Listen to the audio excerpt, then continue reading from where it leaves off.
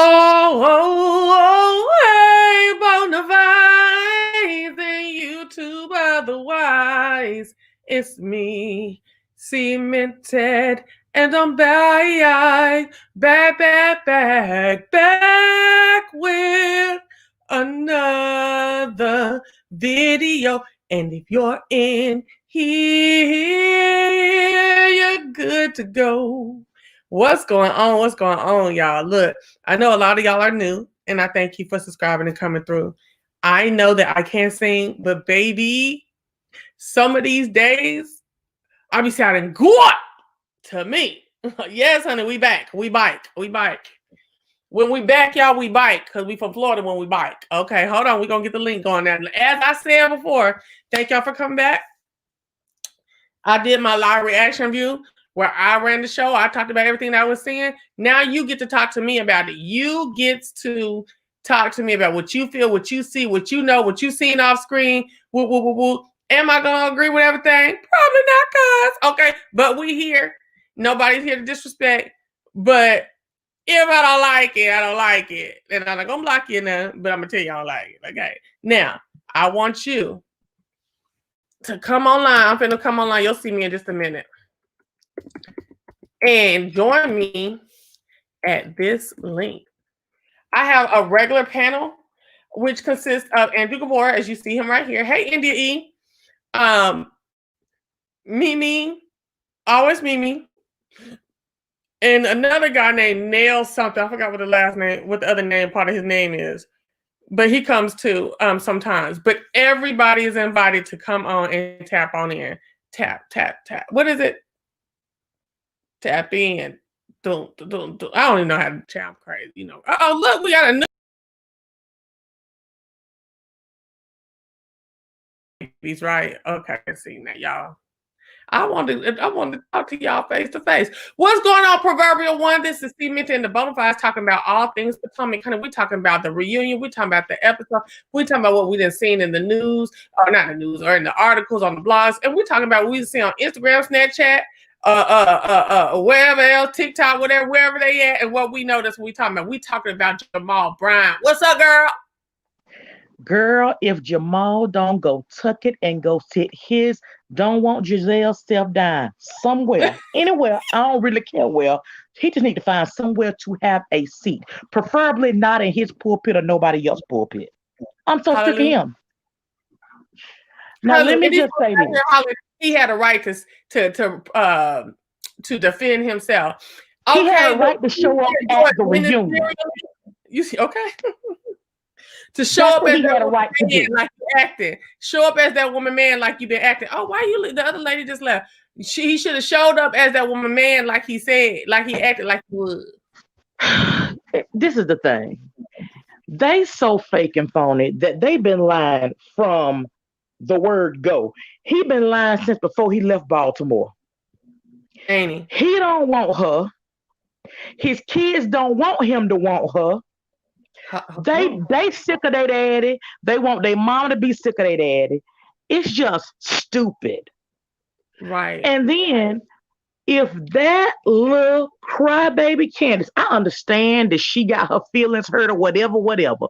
But when you got mouth that run 180 miles an hour, hello, sometimes you got to realize that when you standing up and you talking all this smack to a black woman, that sometimes she gonna reach all the way back to what's love got to do with it and put you in it. Because the first thing that she said to Monique was, because remember, when Monique was pregnant, Monique was like, listen, I'll still drag you pregnant at all.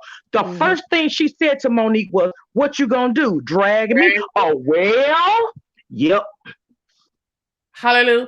I'm totally here with that. I'm totally here for that. Woman to woman, sister to sister. You knew what was going to pop up. You knew you was doing, you should have pulled back. Like maybe you would have thought, oh, we're on the show and she ain't going to jeopardize being on the show. But at the same time, this lady has told y'all she really don't play the cat like y'all play. You know what I'm saying? And there's also a difference in who actually needs the money and who actually don't. Come on. Okay. Ooh, see, damn. Monique does not have. Monique don't need that Real Housewives of Potomac check in order for the bills to be paid. Candiace, on the other hand, she was either gonna have to get that Real Housewives of Potomac check, or she want to slide back up under her mama so that her mama can help her pay some bills. Right. So therefore, one of the two had to go down. And her and Chris done bought this house, so she just best hope that while she done sat up on her high horse talking about who she ain't gonna film with, she better to pray to everybody who believe in God and sending some positive vibes that they don't sit her ass down in a corner. Oh, I'm so sorry. Do you cuss on your channel, boo? I do. So feel free. Baby. She best hope that they don't sit her ass down on the unemployment line for her to figure out how she gonna pay for that house, because that hairline she got going on, it ain't popping the way she needed to pop in order for her to pay for a house. Okay. Hey, Andrew Gabor, you online with Cmeantit and the Bonafide. We talking all things Potomac. What up, love?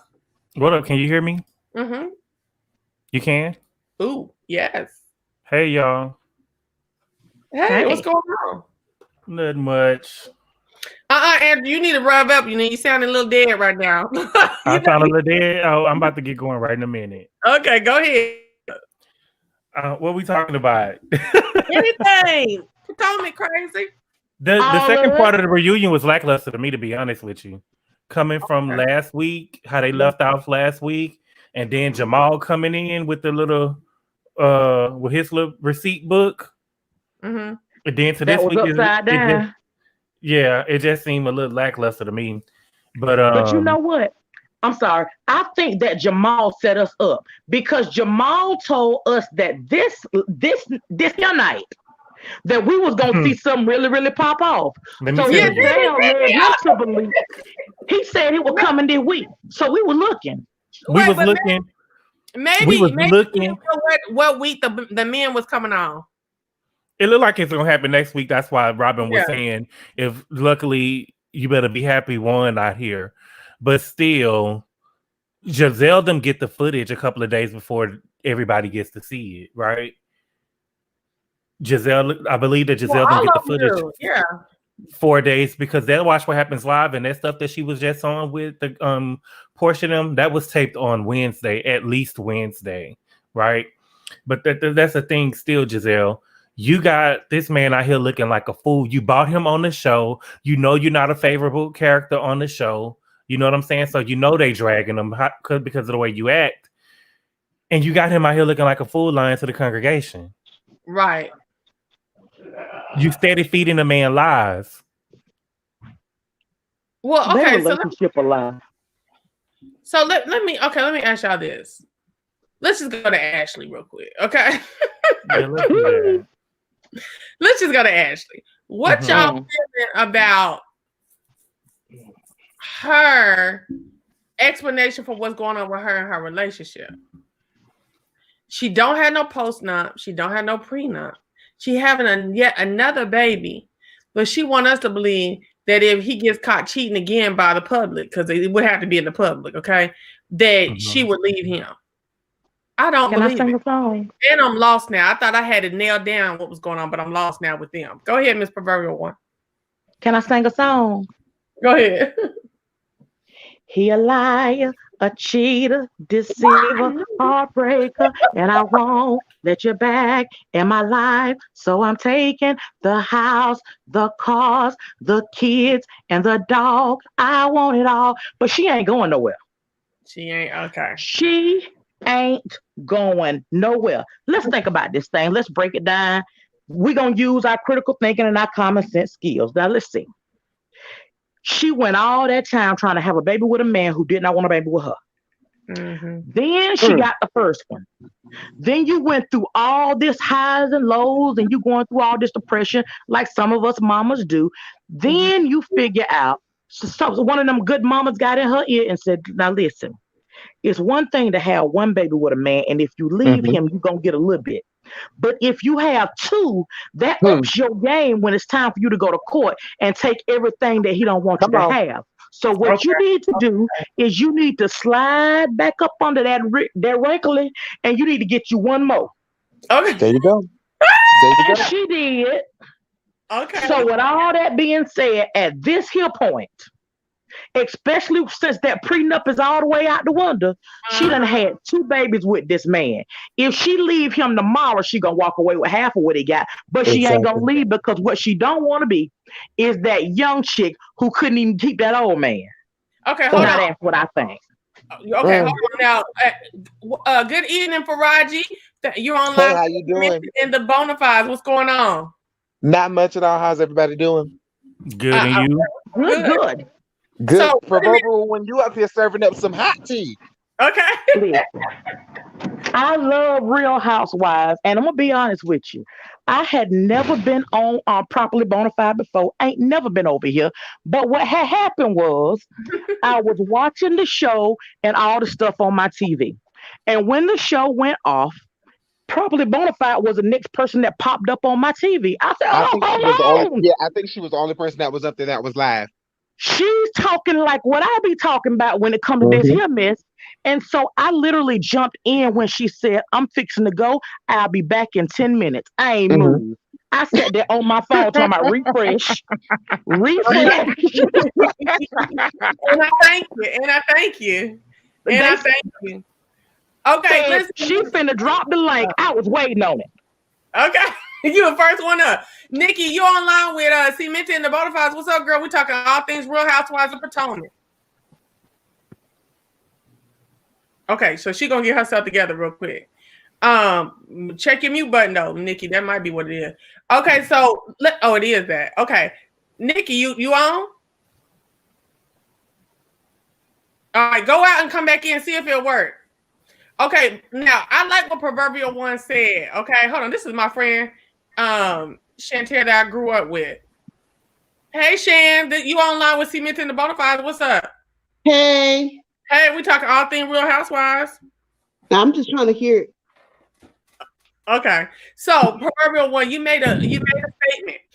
So Ashley don't have no leverage right now because now we found out she don't have no prenup, no postnup. That man was just playing along with her on the show with her saying, "Oh, I'm gonna make him do this after he didn't embarrass me."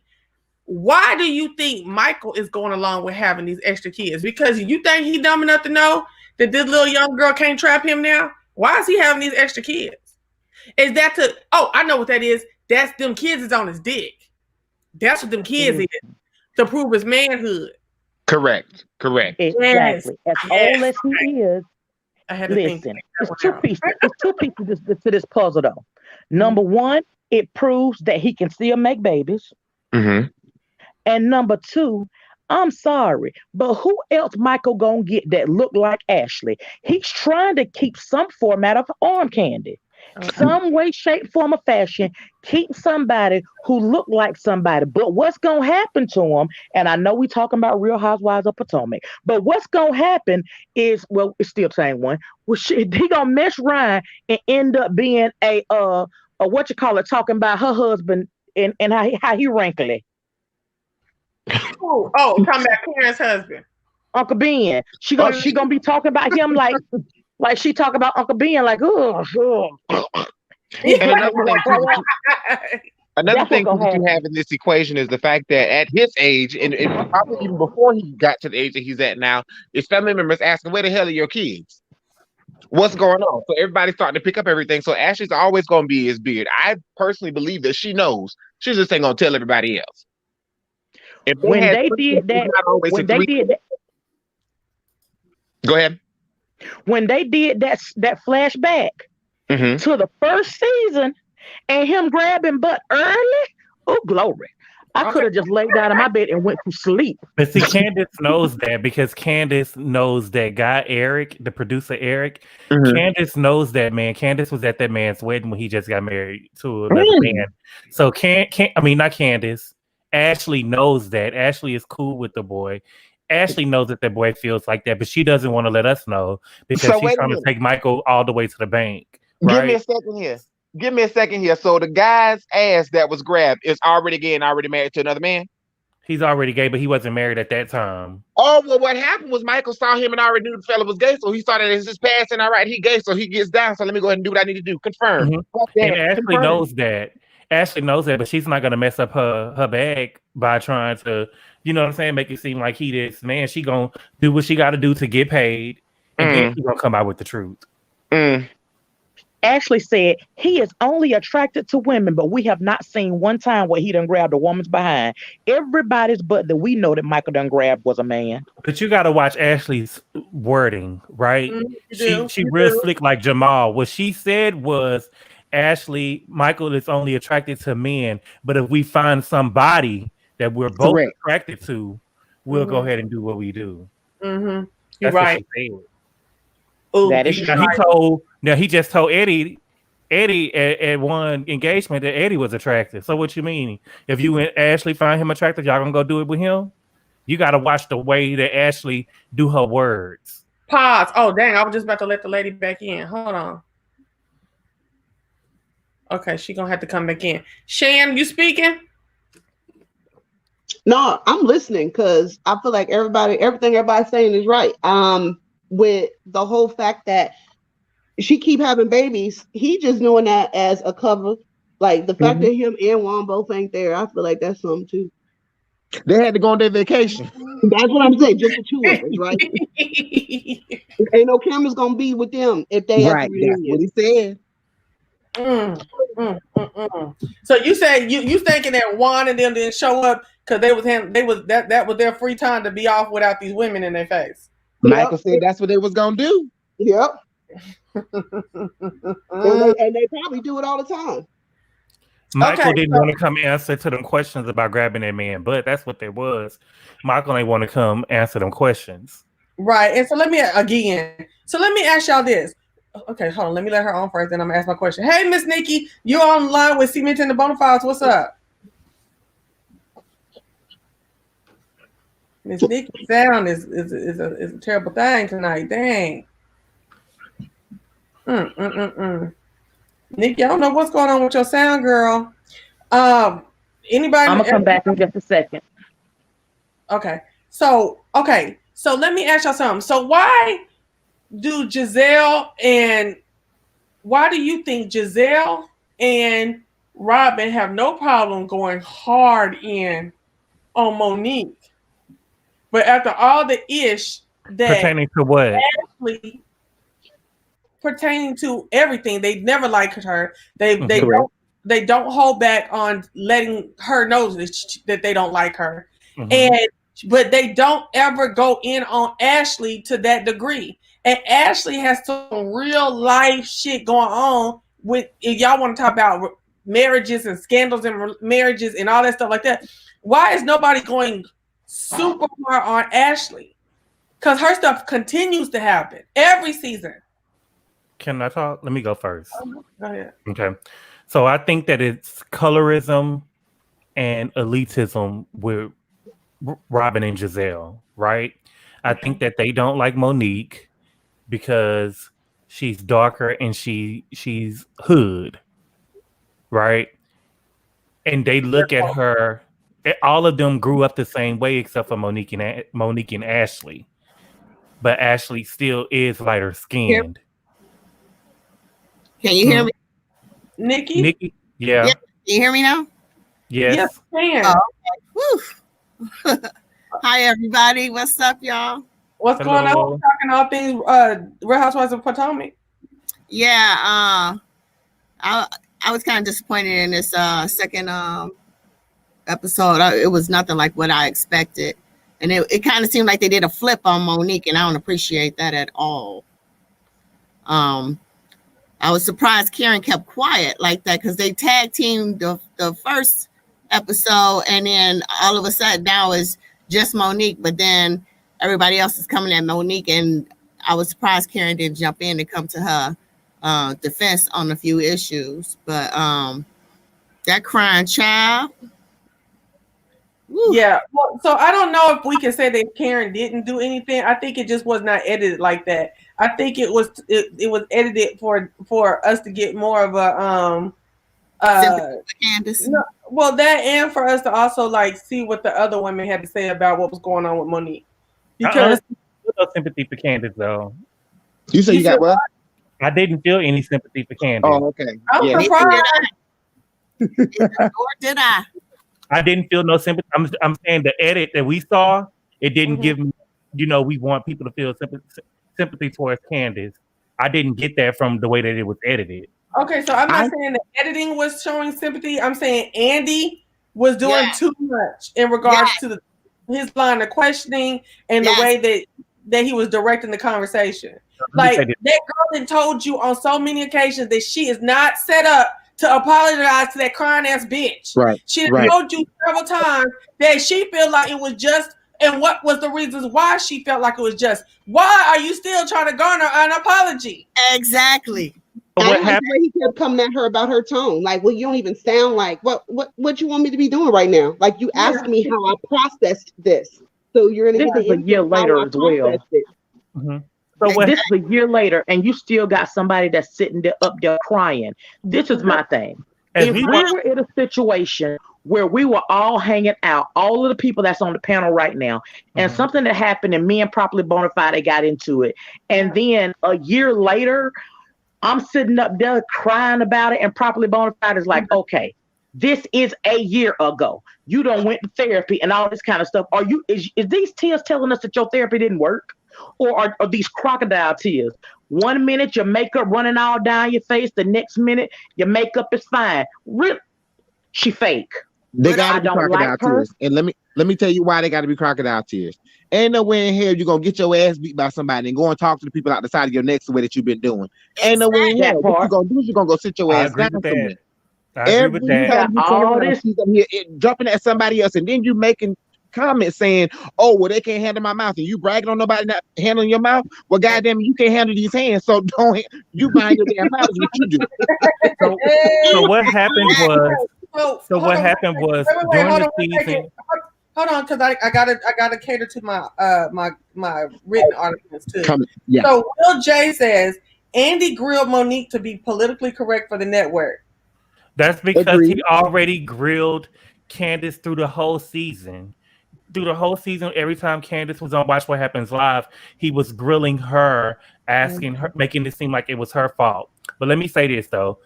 Andy was talking to Monique like that because when Monique went on Watch What Happens Live, she told Andy that she had footage that Candiace hit her in the mouth first with that glass, and that's what got the fight started. And so when Andy was telling her, we looked through the footage and we couldn't find that, she was lying. She's been lying, and she's been looking for excuses the whole time. Now, I will say that in real life, I'm a Monique. And I like Monique. It's just that this season, I felt like that Giselle put a battery in her back, and there's no way my enemy is going to put a battery in my back to go against my little sister without me having a talk to my little sister first. You know what I'm saying? But okay. I just want to say this real quick. I have two other people in the background, and I will let y'all on in just a minute. So I'll move everybody who's here. Stay on. I may move you in and out, but I won't let you stay off for long. I won't just leave you out there hanging. Okay, I can just drop down. Proverbial? Yeah, I can just drop down. Well, okay, but the thing about it, don't drop out. Just let me bring somebody on real quick.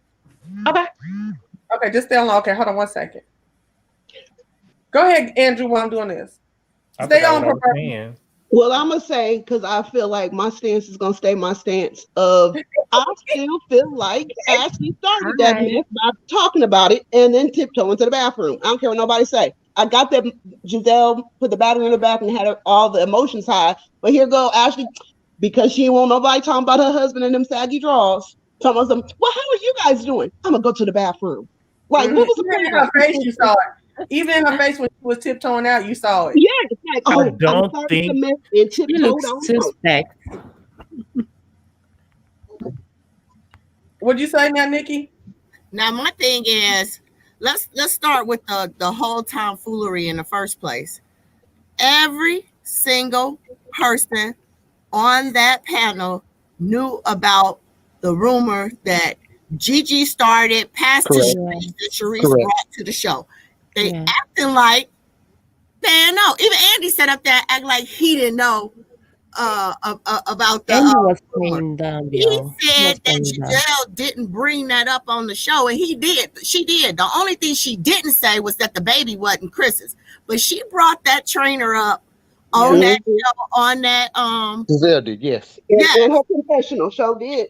But they never denied that though. Yes, They did. They denied the baby. Monique was saying that she was going on live and saying all of this because they bought her baby name into it, and that was the point that Andy was making. They never said nothing about your baby.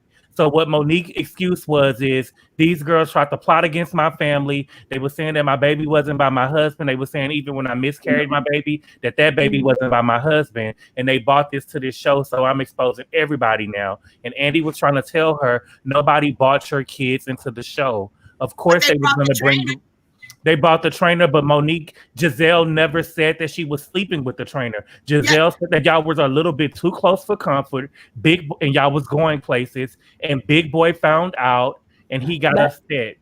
But she wasn't crying that they were cheating. Here's my thing on that. If you're going to come forth and be on camera and say that me and the trainer had something going on, y'all know I just had a baby. And more than likely, this was a conversation that they were having behind the scenes, which probably wasn't on camera. It ain't more than likely. That's the truth. That's the fact. The fact was they were having a conversation behind the scenes. So, so if they brought it up, then why is Monique wrong for bringing that up whenever she's actually on camera? Right. Why is she wrong for bringing what up? Why is she wrong for bringing up the fact that they brought her baby into the situation, even though it was a conversation they had in the background or off camera about her baby, whatever the case may be? The speculation was still that she was cheating with another man and she had just had a baby. So now there's a speculation that the public can take on and say, okay, well, this baby might be from the trainer instead of it being from Chris. So why not just go ahead and address it? Okay, so that's the thing, though. Wait a minute, Stu on that real quick. Welcome, oh my. Hello, guys. I'm calling from France, y'all. It's 5 a.m. Hey. Okay. How are you? But can I say something? Hello, guys. Can I say something? You gotta understand that at that time when they were filming, I think what triggered Monique is that she didn't really know what they were saying in their confessional. Maybe that's what got her stressed. I don't know. Maybe she was thinking that, I don't know. Maybe they were filming scenes where they were talking about the babies. Maybe, we have to consider that. I don't know. I agree with that. She was stressed because Candiace, knowing and acting like she didn't know that there was an issue between her and Charisse, and Candiace is supposed to be her friend. You're gonna bring a person on this show that is trying to come after me. That was fishy.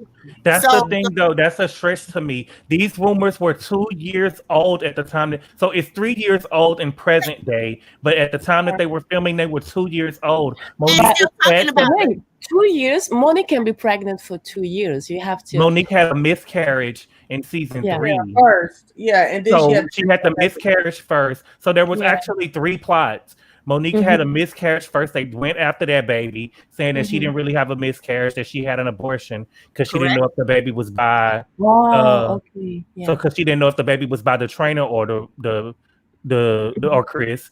Then when she got pregnant, Giselle wanted to bring it up again, and they squashed it. And then this time, so the thing is, Monique had been around Charisse before.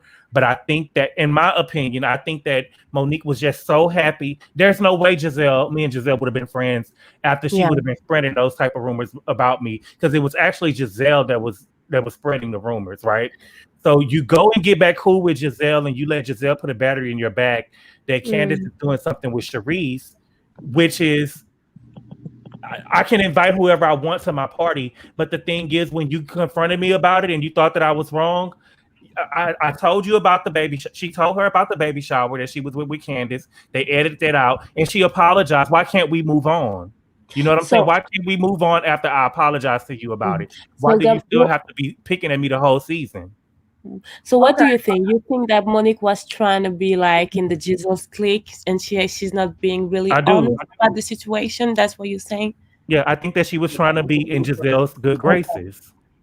Okay. She's been trying I was trying to let you finish your story because I was gonna get to that. I do believe she was trying to get some kind of good grace with Giselle so that they can stop their ongoing feud that Giselle unnecessarily started from the jump with her. Okay, but I also feel at the same time that if you were supposed to be friendly with me as her and Monique, because you told me in my last live that they weren't supposed to really tight. Okay, whatever. If we were friendly and you start moving funny, I'm gonna beat your ass first. And that's real. Yeah, I think I was on the other line. I think there are some stuff behind the things that we don't know because some things just don't add up. I don't know.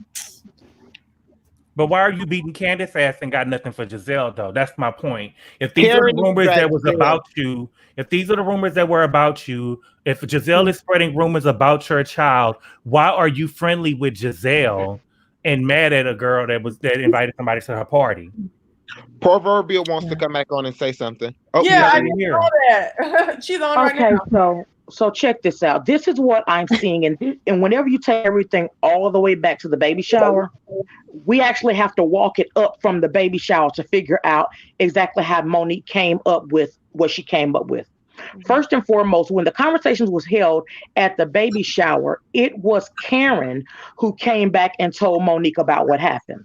Just because they chose to edit out parts of the conversations, then that does not actually mean that the stuff that was being said that Monique was saying when she was on Watch What Happened Live, that does not mean that those things were not said and that those things were not said and filmed. Because what you have to realize is when it comes to shows like this, they have to edit in a way to make somebody the bad person so that they can keep the hype going to make this reality TV something that we actually want to hear. So here's the deal. You've got Candiace that is saying her piece and saying what she want to say, and her and Robin and Giselle all together is building this storyline, building this narrative, but then it ended up having other things about their own personal lives, like Giselle and her stuff with Jamal, and Juan and her mess and his mess with Ugly. You had all this stuff going on.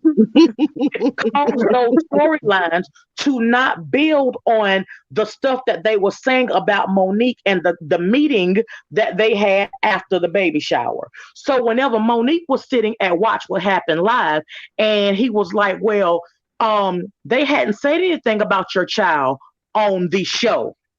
You got to remember, as we was talking about a minute ago, you have to watch people's tone, watch what they're saying. They didn't say anything about your child on the show. That does not mean that they was not on Instagram, Twitter, and Snapchat beating this girl down, talking about the child belonged to the trainer, because that was actually happening, real life and in living color. But Giselle said that. Giselle said it tonight. Yes, we were talking about the baby not being by the trainer when we was at Andy's baby shower. But we never brought it to the show. We've been knowing this for 2 years now. But they did. And Andy sat there and played dumb as a fox. Watched Giselle bring it to the show this season. Giselle did not say that the baby was by the trainer. Giselle did not. She didn't say she was implying. She never implied that the baby was by the trainer. She never implied that. I need you to repeat what you just said a second ago again. What? Okay, so repeat everything that you just said, because I could have swore that you just said that she was saying that at the right after the baby shower, and then you just said she didn't say it unless I heard something wrong. Yeah, I think you heard it wrong. So I said that Giselle said tonight on the reunion that there was conversation at Andy's baby shower about Monique baby not being hers and the trainers. She said that they were talking about it, they was laughing about it, but she never bought it on the show. She never bought or even implied that the baby was by the trainer. Only thing that she implied was that Monique was cheating on Chris, but she never even related it to the baby. Does it make sense what I'm saying? For me, I seem to recall, okay, that the bitch was trying to imply, she implied it, and was trying I never heard conversation. She didn't have to say, oh, and we think that the trainer is the trainer baby. All she had to say was, she was messing with that man right around the time she got pregnant with him. So she never said that neither. I can't let y'all do that. I can't let y'all do that. She never said that. She never said that, Chelsea. She never said. The first time that we heard anything about that baby and the trainer, they came out of Monique's lips. We never heard that from any of the girls. The first time we ever heard about that baby and the trainer, it came from Monique. Giselle never said or implied that the baby was by the trainer. I need to go pull social media posts because I could have swore that I saw that. No, So another thing is, wait. Does anyone else refute Andrew's claims? I could have swore I saw that on social media whenever they were actually arguing on social media. I could have swore I saw it. I'm gonna have to go look again. And another thing I ever heard it was Monique. Monique was the first one I ever brought that up. Thank you. Wait, say what now? What? Monique was the one who brought that up. She's the one who I want to say didn't she say that on live? Yeah, she was the first. What happened live? Like no one knew. It wasn't on Watch What Happens Live. She was on the Instagram live. She was the on first. The Instagram live. She brought it up. That's when he was in the background talking real hard. Thank you. She was the first person who ever related the trainer to that baby. Exactly. Nobody else ever said that. So I get the hate for Candiace. I get it. And I get the love for Monique. But y'all can't. Monique though, okay? It ain't no hate for Monique, but I get that y'all trying to defend her. But none of the girls ever brought that on the show. The only reason why we know that is because Monique brought it out of her mouth. But if they're talking about it on social media, Monique was on social media and said it. Monique was trying to get ahead of it. She spoke it in the very beginning before all of the shows started. Like when I'm gonna say first episode, second episode, like it was early. Okay, and then so she was trying to get in front of all the stuff. Now watch and see what happens type stuff. Okay. So let's say that she was trying to get ahead of it. What was she trying to get ahead of it for? Because Giselle and them was talking it. Right. I don't give. Look, this is my thing. Yeah, I don't give a damn. I don't give a damn. Wait, y'all. I don't give not one care where it came up at. If Giselle and Robin and them bitches on the show was sitting there talking about it any motherfucking where, they was wrong. They were talking about it 2 years ago, though. It's the point. They were talking about it 2 years ago. She knew that these rumors was out 2 years ago. She knew they were out season 3, right? The plot just changed. They've been trying to plot on her for 3 years today, but on the show was 2 years. She's been knowing this already. So why now? She was trying to get, like Shan said, she was trying to get ahead of it and trying to relate it to the fight because she really had no reason to fight Candiace. But let me say this while I'm at it. If Candiace was, I don't believe that Candiace was a part of a plot. And if Candiace was a part of a plot, as soon as Monique put her hands on Candiace would have brought that baby up. If that was the truth, I believe that Giselle and Robin did for sure. But I don't think that Candiace had any ill intent because she would have brought it up. Because if she would have put her motherfucking hands on me, everybody would have known. So here's the thing about that. Whenever you were talking a little bit earlier, you said, all right, if somebody brought me some news about my good sis, I'm going to talk to my good sis first. So maybe that's the way that Monique saw it. Okay, well, why are you taking my news to Karen instead of coming to me directly and talking to me about it? If that's supposed to be good sisters. And I think that's where all of the anger and all of that stuff comes from. I think because at that point in time, it kind of sort of feels like, okay, well, now you're taking my news to give to somebody who didn't necessarily need it, as opposed to keeping it just between the two of us. So now you're assisting in spreading the rumor. Okay, T-Talk, do you want to add anything to this particular conversation?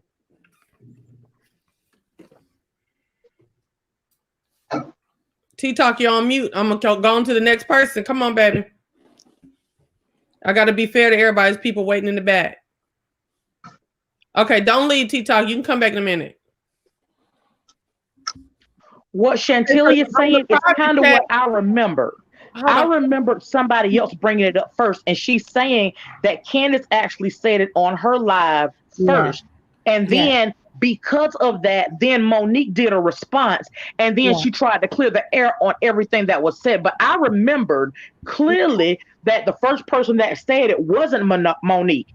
And Monique it was whenever Candiace was trying to spray the room. So Monique said it with Riley. Monique said it with her friend Riley, the TS lady who made her dress. She said it with Riley because at the beginning I was team Monique because we didn't know what happened. So she said it with Riley. Somebody got on Candiace Live and asked Candiace. Candiace talked about the plot, and then Monique talked about the plot. And this time when she talked about it, she had a whole bunch of papers and stuff, and she was filming with Chris. Yeah, but Candiace brought it up first. That's what we're saying. Monique brought it up first with Riley. I think go ahead. So I'm just saying, I think that all of it goes still going way back to the whole why she ain't got that for Giselle. I think she really kind of looks at Giselle as a coworker. Like, it's still reality TV. They have to film with each other. I don't remember them ever really being close, having real, like, deep conversations. So even in general, like in the beginning of the season, you see them together, they talking, but it seemed like it was real surface level. So until she knew, and like the anger then, because the hurt comes from the fact that Candiace was anywhere involved with any of it. That's the only reason why it was directed at Candiace. Somebody I don't care about, I don't care about. Yeah, exactly. Exactly. That's what I'm trying to say. That's what I'm saying. I don't care. Like I don't care. The fact that you was I don't give a damn if y'all said anything about the baby. You still was fucking with my family talking about I was cheating with this nigga. You know what I'm saying? So the thing that the fact that y'all was plotting on me for these 2 years before the show started, now 3 years to date. I don't like shit, and I don't like that somebody that I was friendly with for the 2 chocolate girls on the show is somewhere half-ass telling me what's going on, kind of telling me, you know, doing the same shit that Candiace is blaming Karen for doing. You know what I'm saying? Being in the middle and being like, I'm not really, you know what I'm saying? So that's why I don't fuck with Candiace and hoes like her. You know what I'm saying? Because it's everything that she needs and not what anyone else needs. Right. What happened to Proverbial? I don't want her to leave. I'm gonna put her back on. And my thing too is personally for me, I don't give a damn about the timeline. If I walk out my door tomorrow morning, I see somebody did some shit 3 years ago and I ain't get to tag their ass 3 years ago, they gonna get it tomorrow morning. Okay. If my feelings come back up, oh yeah, bitch, I got to deal with you when I see you. I'm sorry. See, what I don't understand, what I don't understand with the young man, Arbor, and Arbor. I don't see how you do not understand how if she's supposed to be my friend, she's supposed to be the first person to tell me that somebody coming after me. And then she never trusted Giselle, never ever. But she wasn't gonna lose her bag. She gotta be sociable on the show, or she'll be off the show. So I mean, but she was never. She never trusted Giselle at all. She just handled her with kid gloves. That was it. And Giselle never got in Monique's face because if Giselle did get in Monique's face, she would have got the same molly whopping that Candiace. Right. And you see that she pushed her to the side with her arm extended to the highest degree of extension. So if we're gonna go back, if we're talking about that, she was closer than Charisse than she was with anybody, and she didn't have none of that mouth, none of what she had for Candiace, she didn't have for Charisse or Giselle. Charisse was on the show season 3. Charisse didn't have the rumor power that motherfucking Giselle had. Charisse was on y'all are talking about. Listen, I don't care about Giselle in the situation. We're talking about Candiace's involvement in it, right? So the way the rumor got out, Gigi told Charisse, Charisse told Giselle, right? So if you have that, you were closer with Charisse than anybody. Why are you picking on Candiace, right? My whole thing is, if I'm a bad bitch, I'm getting everybody. Okay, hold on now. Okay, let me just settle some ground rules. Now I'll be trying to listen to y'all and stuff like that. But if I gotta cut in, I need to go on and cut in, okay? And that ain't even ugly, okay? I'm just saying. So listen, this is one thing I want to say about this whole thing with you, Andrew, about what you're trying to say. I hear what you're saying that it looks like she don't be having the same smoke for everybody that and to the degree that you think she should. But my thing is this: me and Charisse was friends. I'm finna go through everybody, so let me say it. I'm Monique. Me and Charisse, me and you was friends, girl. Then you got kicked off the show, and then you start acting a little funny, moving a little funny, and we're not friends.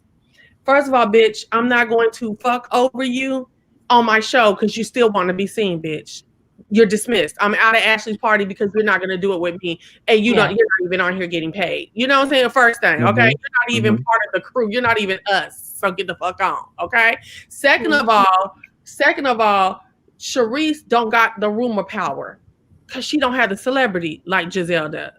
So I'm not wasting my time on Charisse whatsoever. Now, Giselle, I would know two years before that you was doing some shit, but you thought you was so cold-blooded and bad, you funky bitch, that you was really doing something to, trying to, stir up some shit, bitch. I'm going to wait till it's in my benefit to sting your fuck ass, okay? Period. So if I have to act like, okay, let me be a little cute with you and, I'm going to gain a little bit of favor with you and shit like that, bitch, but I'm gonna fuck you in the end. So be it. And damn all the naysayers on YouTube and stuff like that, bitch. That's how I chose to do the shit. You know what I'm saying? Mm-hmm. Then as far as what's the bitch name? Candiace.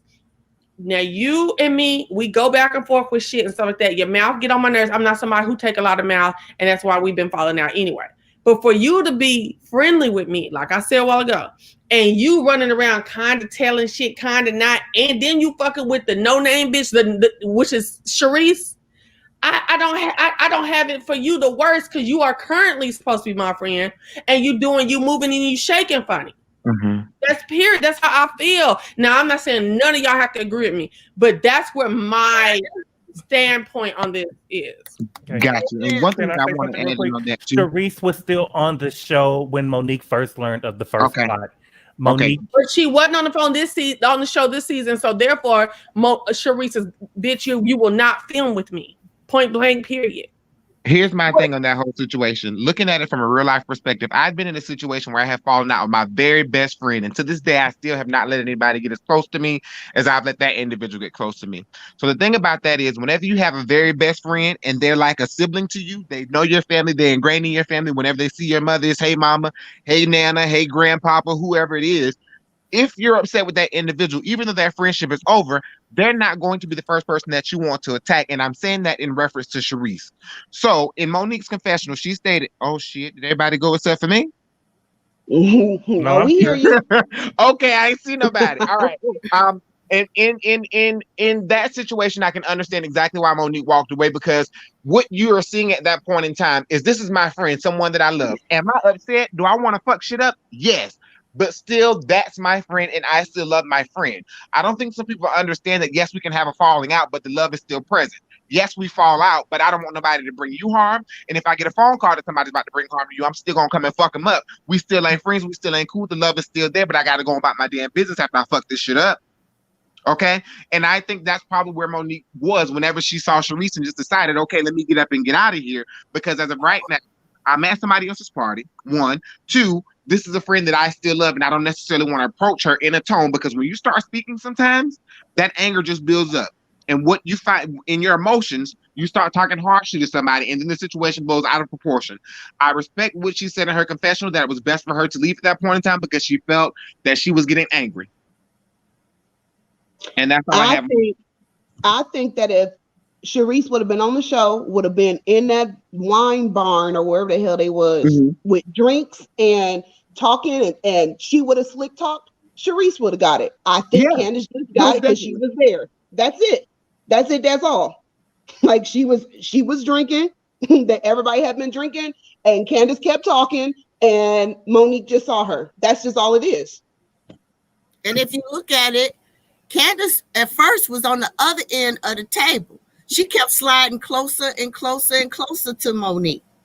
So my thing is, if you know that you got an issue with somebody, the last thing you need to do is get up in their face, get all up in their space. Don't you already call her a hood rat? So why would you mess with it? If you knew anything what a hood rat was, you wouldn't be in their face. Don't keep stepping in my face. If you know what I'm saying, and then tell me to drag you, okay. All right, listen. Oh Lord, hold on. Wait. Okay, y'all. I'm trying to figure this thing out. Okay, so Will J, I want to say thank you for this $4.99. Hey, I'm feeling fine with the $4.99 super sticker. Thank you for supporting my channel. I appreciate it. I appreciate it so much. Hey, always me. You're online with Cmeantit and the Bonafides. We're talking all things Real Housewives of Potomac, baby. What's popping? Hey y'all, I'm just here just listening. I'm gonna say I'm loving the chat. I have something to say, and I said it in the live reaction, but I don't think you read it. So I'm so sick of these tears. Okay, and I watched the chat room and I saw that Giselle said, "Well, we can't tell Candiace how to feel." Yes, we can, because it's been a year. Okay, that's first off. And she said herself that she got the footage a year ago in November and she didn't watch it till February. Okay, so then you had ample amount of times to go to therapy, to process this. You knew that this was going to be played on national TV, so you should have been prepared. You crying all the time. And then you're making, so why are you still making slick remarks? If this girl already done pound you in the back of your head and you said that she violently attacked you, but yet you're still provoking, you're still saying little slick stuff, hoping that you'll get the same reaction. And then second of all, when she says, oh, it's a mental toll, she was bullying. Okay, so let's go back to that live where where the plot thing, she talked about the plot thing. This is the same IG live where she what's his name, the blogger that died, where she she called him fat because he was not agreeing with he was on Monique's side, and she's like, oh, well, Monique is paying him and this and that. Then she said that he was fat and he had all this stuff around his heart and that he should drop dead. And what happened? He is dead now. So let's talk about who's bullying in the words, because she says Monique needs to be held accountable for her words and her actions. You wish death on somebody and now they're dead. So let's talk about it, because if you're gonna keep sitting up here acting like you're the victim, I'm gonna need you to stop talking. All you had to do is sit there and be quiet and don't even say nothing. If you're not feeling Monique at this time, cool, don't say nothing. But you instead of talking slick, and then you wonder why nobody is on your side. Because if she would have just played it cool, then yeah, maybe people would be on her side. But you can't sit there and play the victim at one time and then buck up like you New York from Flavor Flav at the next moment. It's not going to work like that. Okay. So let's address this question by George SS. But she wouldn't have known the girls were talking about it if Candiace didn't give Karen the heads up and then told her. It feels like she didn't really value the friendship with Candiace. So you're saying that it seems like Monique didn't really value her friendship with Candiace. Monique said it before the fight started, that it wasn't a real friendship. It was a facade of a friendship. So that's what I don't understand is how everything is all Candiace, when Monique is the one who's saying we're not really friends like that, we not this, we not that, but everybody's supposed to bow down to Monique. Well, Candiace and Monique's relationship actually started to fall after the season prior to this one, when Ashley the relationship, and Monique, she showed her the text messages, correct? No, the relationship started to fall when Candiace called herself going after Ashley and Monique forgave Ashley. That's what happened. When Candiace called herself going after Ashley for saying that Monique was drinking and driving last season. The prior season, she was going, and she was going after Ashley, and Monique was trying to get her to stop. And the whole drag me situation, Candiace wasn't even talking to Monique. Candiace was talking to Karen, and Monique came and inserted herself in the conversation, right? So the problem is Monique has a problem. Every argument that you get into, that she has gotten to with somebody on the show, she has threatened physical violence towards them, and that's not okay. Okay, welcome Desiree to you're online with Cmeantit and the Bonafide. Oh, I can't see the name. Hey Desiree. We're talking all things Potomac. Remember, y'all, if I remove you, I'm putting you back on. We're just doing some rotations. Okay. Okay, what's up? This right here just confuses me. Like, everybody mad at Candiace. Everybody want to be just be mad at Candiace. Monique, I don't hear one Monique just take accountability for nothing.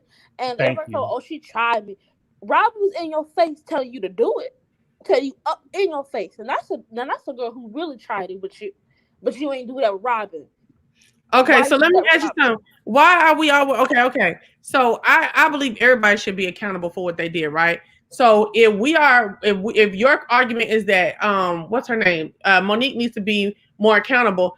Candiace is the queen of not being accountable. She didn't went to counseling about it. Why are we not talking to her about being accountable? Why are we expected to accept these damn tears, this dramaticism, and all this other bullshit she got going on?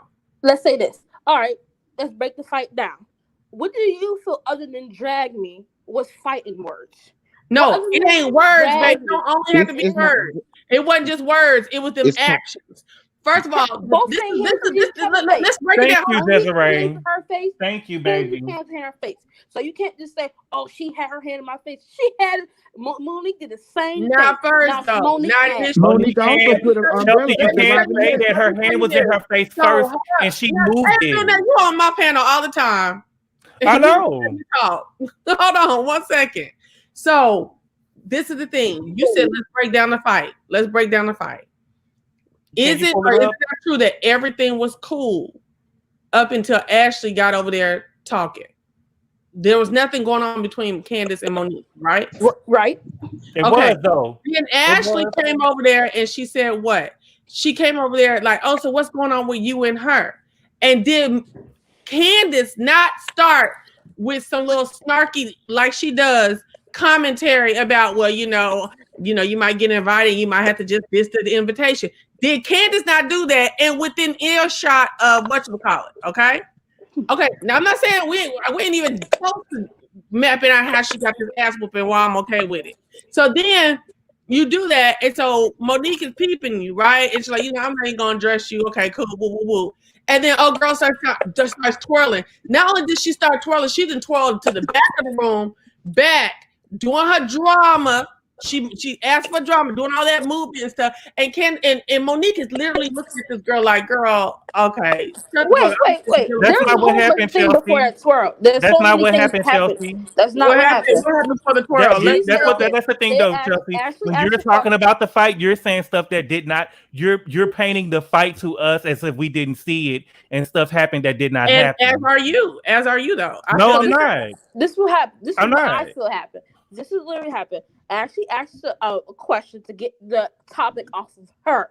She wanted the steam off of her because everybody kept talking about her situation with Michael.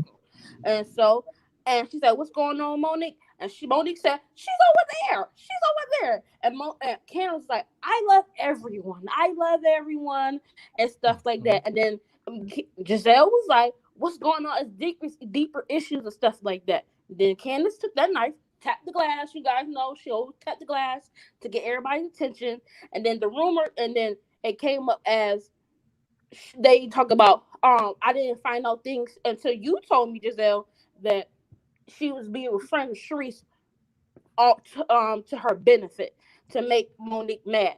And then that's when that whole transpired. Wait, who said that about? Wait, say that part. Who said that last part? About Monique. Friends to benefit. Friends to the benefit, something like that. For benefit. To be Sharice's benefit. Giselle brought that up. Mm-hmm. And then Monique answered the question. Mm-hmm. And so Kendall was like, "I didn't know that. You ain't tell me that. Like, you had a problem with me." Like, that's the problem. You never told Kendall you had a problem with her. It was an offset conversation. So when that happened, Monique was talking to Giselle and Candiace was talking to Ashley, and she was telling they weren't talking to each other. And Monique was telling Giselle, Candiace was saying, "I didn't know that when we went to your dinner that Monique had a problem with me." And Monique said that she didn't know that it wasn't a problem until Giselle told her before the dinner that you had invited Sharice to the thing. And so they was like, "Okay, we can talk to each other." And Ashley went to the restroom. And to me, I feel like Candiace, the way that y'all make it seem is like Candiace can't say nothing, right? Monique was literally Monique was literally throwing a podcast called After the Honeymoon Phase, and she had already been shading the girl about the honeymoon twice. We seen her before she canceled. We seen her shade her about the honeymoon twice. So I can say, what's going on with y'all. Sometimes cancellations happen. She didn't call Monique a bitch. She didn't call Monique a hoe. She didn't say that you cheated on your husband. She didn't say nothing to her. She was on her side of the table. You know what I'm saying? She said Monique get to the dinner in front of y'all, You know what I'm saying? And she said, "Oh my God, you're not my friend. You not my friend." Blah blah blah blah. And then she backed up and she started twirling. Candiace, Monique was not sitting there while the girl was twirling, just sitting there like, "Oh yeah, bitch, I see you know." She had her hands up. Hands was reached across the table. Girl, keep on twirl on to your pet. Twirl on to your pet. Twirl on. You know, she wasn't just standing there, not doing nothing. Okay, like y'all try to make it seem. Everybody pause. Okay, everybody pause. Everybody pause. Hold on. Everybody pause. Everybody pause. I want to say this.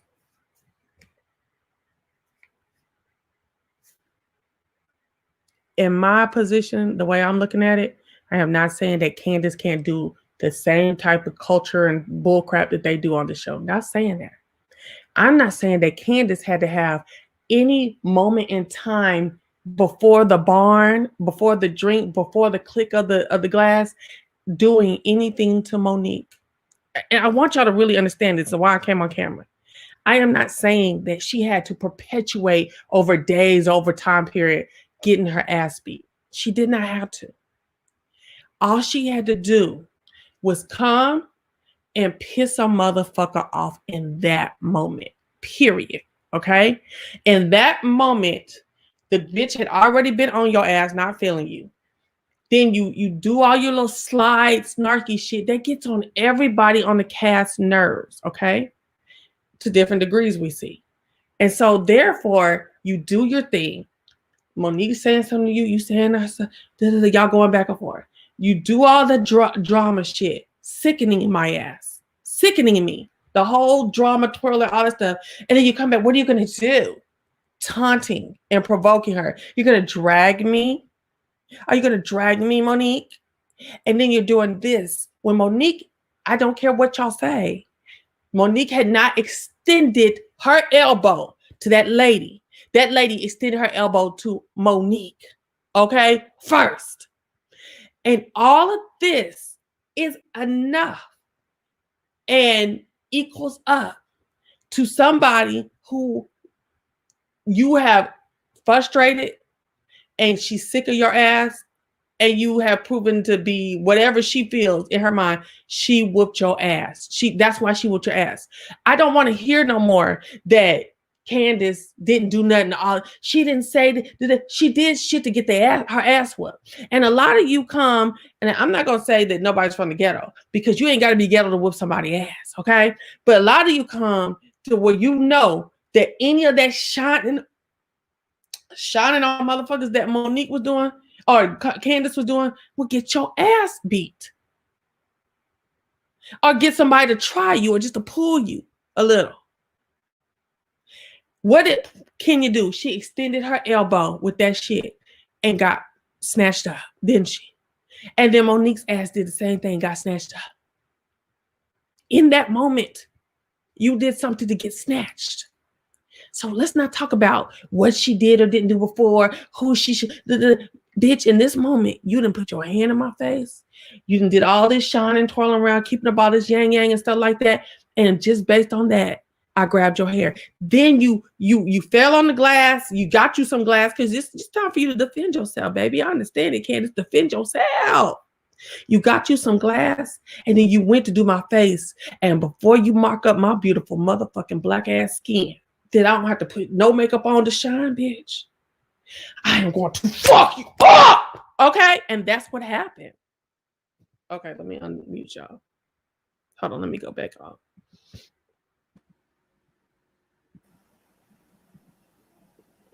Okay, go here. I just want to say, like, in that whole description, how y'all narrated how that barn incident happened at the winery. Who is that? Okay. Candiace was on the far end of the table, in no reach of Monique at all. Monique was in her same spot from the beginning. Now, if you know that you got conflict and confrontation with somebody, the last thing you do is move to them. She came to Monique. Monique didn't come to her. She came to Monique. So that's just common sense. Now, I'm not saying that Monique should have whooped her ass or whatever, but it's understandable why she whooped her ass. I don't understand how y'all think it's okay for this girl, and any of them, to tell you the truth on the show, to constantly talk stuff and not expect something in return. Everybody don't return things the same way, and everybody don't react the same way. But she knew that Monique don't play like that. Don't invade her space. Everybody know that. Mm-hmm.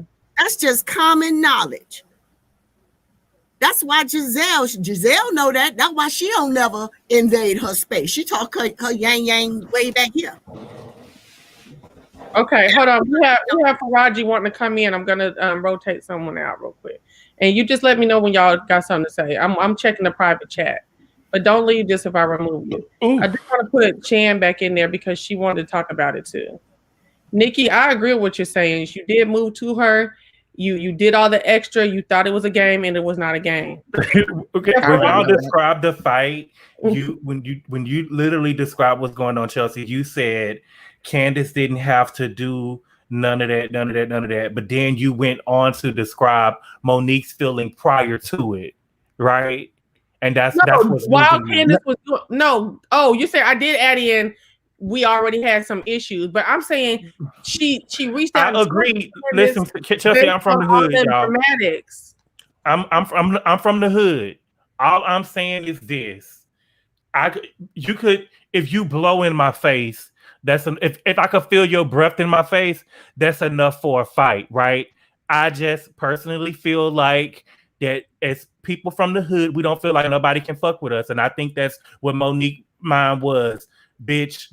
You in here showing out over here twirling and shit, and I'm from the real hood and I'm about to let your ass know what's going on. That's what I feel like she did, and I would have had more respect for her if she just went ahead and said it. It's the same way that black people feel like can't no white person whoop their ass. People from the hood feel like ain't nobody that's not from the hood whoop their ass. And Monique used that to fuck that girl up, and that's what she did. In my opinion, that's my opinion. I got you. I feel like. Hold on, Faraji asked me to come on. Come on, Faraji. Yes. The other young man that's on here was kind of sort of talking from the viewpoint that I wanted to talk in. Because we were kind of you took a pause for a moment so that you can talk about your stance on the thing, but then there was this one young lady who came on to want to understand or gain some type of understanding for why all the support was for Monique and not for Candiace. So you have two different types of individuals in this situation. You have those who feel like they can fight with their words and everything is supposed to be okay, and that's the extent of things. And then you have those individuals who are from the hood where, bitch, you're not gonna come talking to me fucking crazy and think you ain't gonna get your ass beat. And I think that's where the huge disconnect comes in here, where we're raised just differently. I was raised partially by a drug dealer and a pimp. You think I'm gonna let some shit like that slide? No. So where individuals are coming in and saying that Monique is wrong, no, she's not wrong.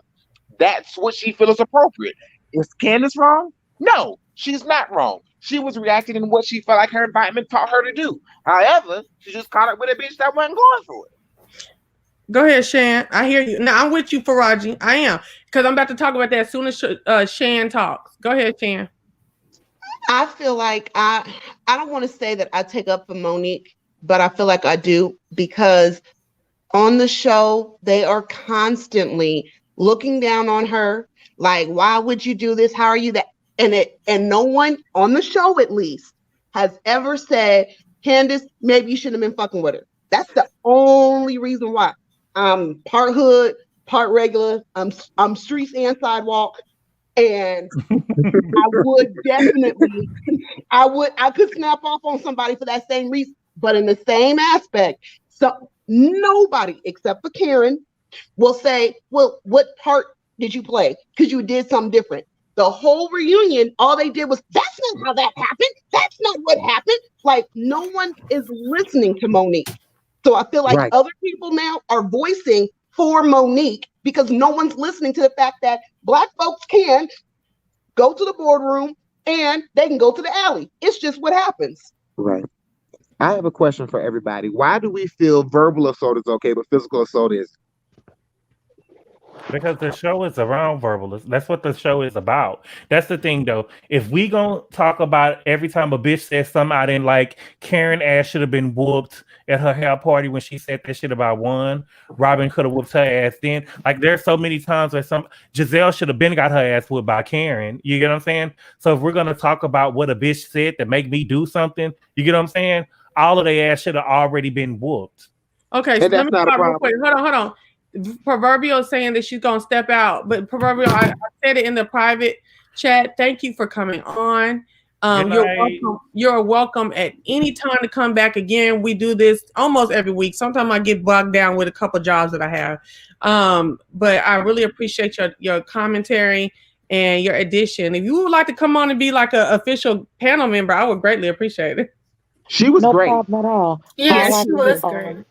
I'll go ahead and subscribe so that I can see when you're actually going live. I appreciate you guys and the conversation. I love topics like this.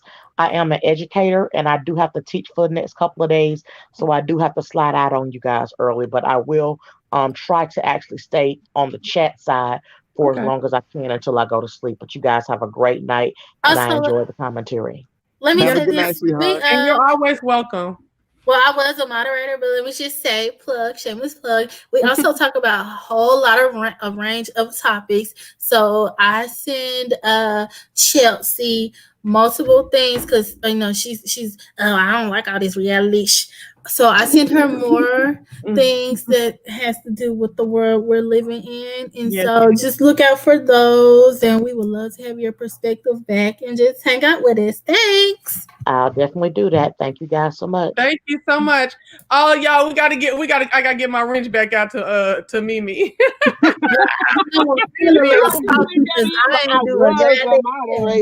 I would.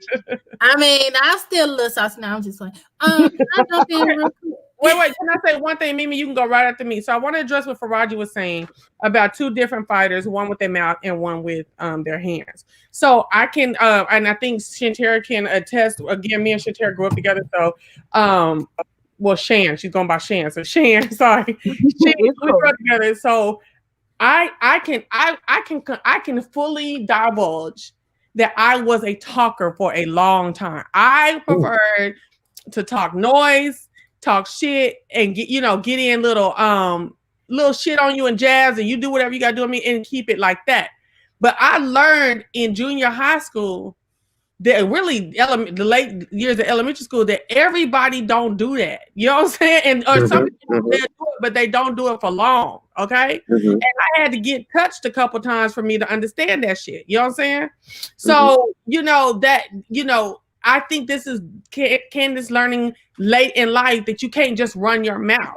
You know what I'm saying? I'm sorry, Chelsea, I'm cut you off. I'm sorry. I am so sorry. But do you think you learned it and changed, or you just learned it? She just learned it. No. I think I learned it and I adapted to the fact, like I've said on this channel so many times, I have not been in one fight in my life that I actually wanted to fight. I just knew it had went that far that it was just time to fight. Like me and Shantara then got in a fight in her house. Y'all remember Shantara? Oh, jeez. I didn't want to fight Shantara. I was talking shit to the next bitch, but she didn't like me talking shit to the next bitch. You know what I'm saying? Oh, no. See, look, why you be doing that all the time? No, you don't ever talk about the fact that you grabbed that metal folding chair like WWE and was about to swing it. Like that bitch was big. I know you did. I was trying to be nice and not say that you did it, but you did. I'm just saying. But my point still is, why do we expect Candiace to change? She learned it. She knows she can. Well, just know you might talk slick, you might get popped. And she might talk slick again and she might get popped again. But not just because she learned it doesn't mean she's going to change her. That's still her personality. Her personality. Can I say this real quick, though? Literally, we have not heard that Candiace talk slick into the whole thing with Monique. We have never heard Monique. We've only heard Candiace say something slick to Ashley. She never said nothing slick to really nobody else on the show. But since this whole fight, we're saying that Candiace got a slick mouth where she never called Monique a bitch, hoe, slut, tramp. She never said none of that before the fight, but all of a sudden she has a mouth. These are things that she's admitted herself by making statements such as "people can't handle my mouth." She put that out. But even throughout the show, when they was in Portugal, and she was like, what? Like she do little stuff, so she knows she do it. Yeah, she knows she doing, and that's why she got tapped. What's up, Desiree? You want to come in? What's up, girl? What's going on? I just want to understand, like, okay, if people got reckless mouth, why Ashley hasn't got tagged yet? I just asked that question. You must not have been in here earlier. I asked that question. Because Ashley has insinuated to Monique, you're a drunk girl. That's why you had a miscarriage. That's right there. That's fighting with me. Yes, I said the same thing. I've said the same thing. I said that season after season. I said that like 45 minutes ago. So I'm with you on that. Ashley had gotten into every cast. She even got into with Katie. Ashley should have been in her back if that's the case. If that's the case, that's how I feel. If people, Ashley has been on her back. I'm just saying. I think that's a big part. I'm not sure because I can't. I mean, Monique should lay on her back. I mean that way, but. Most times okay, so let's go with Andrew's assessment of the situation. He said it's a colorism. Can I say something real quick before we go into the colorism thing? If you don't mind, Chelsea. I'm just saying. Okay, so I get that we're talking about the fight and everything, but I just want to talk about the keep running your mouth at the reunion. So this is after you and this girl got into a fight and you cried and let's not forget you said, she's attacked me and she's hurt me. But okay, your mama has hit you with a purse. And I'm pretty sure that purse was 20 pounds because Dorothy looked like she had everything in her purses. Cans of chicken noodle soup. Yes. But now at the reunion, you're still talking. You're talking to her and making slick remarks. Oh, and let's not forget, because you've been in the blogs coming at Porsha. And you're coming at somebody that's not even on ROHOP. So you want to get dragged again. Baby, I want them to fire you and put you on Atlanta. You have so much mouth. It's not about, she can't defend herself. It's shut up sometimes. Your mouth will be the detriment to where you will fall. Sometimes you need to learn how to be quiet and play things out, as the older people in the church say. Okay, so I agree with and let God do the work. I agree with the reunion stuff. I agree with the reunion stuff. To me, but I feel like I'm gonna say what I gotta say, right? But Monique, I'm gonna talk back to it. Monique was taking jabs too. We can't. Monique was taking jabs. Okay, Monique was taking jabs, and Monique was taking. They was taking jabs, and they both was taking jabs. They both were taking jabs at each other. But a bitch that's supposed to be traumatized I'm so hurt and stuff. They both shut up. Well, they both were taking jabs at each other first. We could ignore the thing about her mama with her purse because that's her mama. But Porsha has been talking about this girl since day one. So y'all, that's again, everybody can say whatever they want to Candiace, but when Candiace says something, she got a mouth. That's not true because I watched the chat room. The only thing Porsha has said is she has been commentating because she is the EP of the chat room of Bravo. Let's get that correct. And the only thing, she's the EP of the show. Yes, ma'am. Okay. So yes, ma'am. Getting her coins like Mariah. The only thing Porsha has said, Porsha ain't came out and said, she deserved to be dragged or nothing like that. She has been commentating. And she said she also was sympathetic. The only thing that got under that Porsha said that what everybody else saying is girls, the tears, the dramatic. That's the only thing she said. Then she said that's still too much. But she's commentating. If Giselle can commentate on Atlanta, talk about something else. If you talk about something else, that's her job. First of all, she gets paid to do that. She's on Dish Nation. She does that, and she does that on her own. She does that on. She commentates on her own season. Why Chelsea, are you holding this picture up now, or am I tripping? I'm holding it up right now. And this is why Monique will remain my bitch. Okay. Right. We still getting the point. But I'm saying, and then Porsha said, well, Monique told me herself that Candiace was trying to sue her to pay down. Now, that's the only two things that Porsha said. And I watched the chat room every Sunday. Porsha talked about her filing charges. Porsha has talked about it every episode. But she's commentating. She's commentating, but she's still talking about me. So that's again, you're commentating. I have a right to say something back to you. Monique said, and you're going below the belt. You're going to something the other white girls on the show were saying stuff about her. I'm sorry, that's just sensitive. I'm sorry, y'all. If I don't give a damn what anybody said about me, what their job was. If a bitch says something about me, I'm gonna say something back to them. You can't just say, "Oh, that's her job. She commentating, blah blah blah." Bitch, you still said it, and you gotta get accountable for it. Just like Whitney Houston ass is up there waiting for Wendy Williams to come outside. I get that's your job, bitch, but you still get your ass whooped from it too. I get to say what I want to say back. Okay, Andrew, but you making it seem like Porsha, like, oh, that bitch deserved to be dragged. Okay, like she didn't say nothing slick about to she have said it. Girl, you just got beat up. Why you going to go press charges? She's saying too much. She's friends with Mo. She's not just commentating on it like the other girls. Yeah, you know her and Monique are best friends. So okay, but Giselle sits up there and takes up for Candiace. Why can't Monique can say something back against Giselle if she wants to? But you get what I'm saying? But she hasn't. Then she says, "Oh, I will be careful if I was Porsha." Like, what you gonna do? So, are you threatening her? Oh, I will be careful if I was you. Like, what you gonna do? What you gonna do? Y'all don't want Candiace to do nothing. I get it. No, I just think that Candiace talks like a person that sits behind a keyboard. Like that's she's an internet thug because we didn't see it in real time. Baby, we seen Candiace lose one fight that she was held. Y'all make it seem like her and Monique went heads up, and Monique just beat the shit out of her. That's not what I'm saying, though. I'm not saying you, Shan.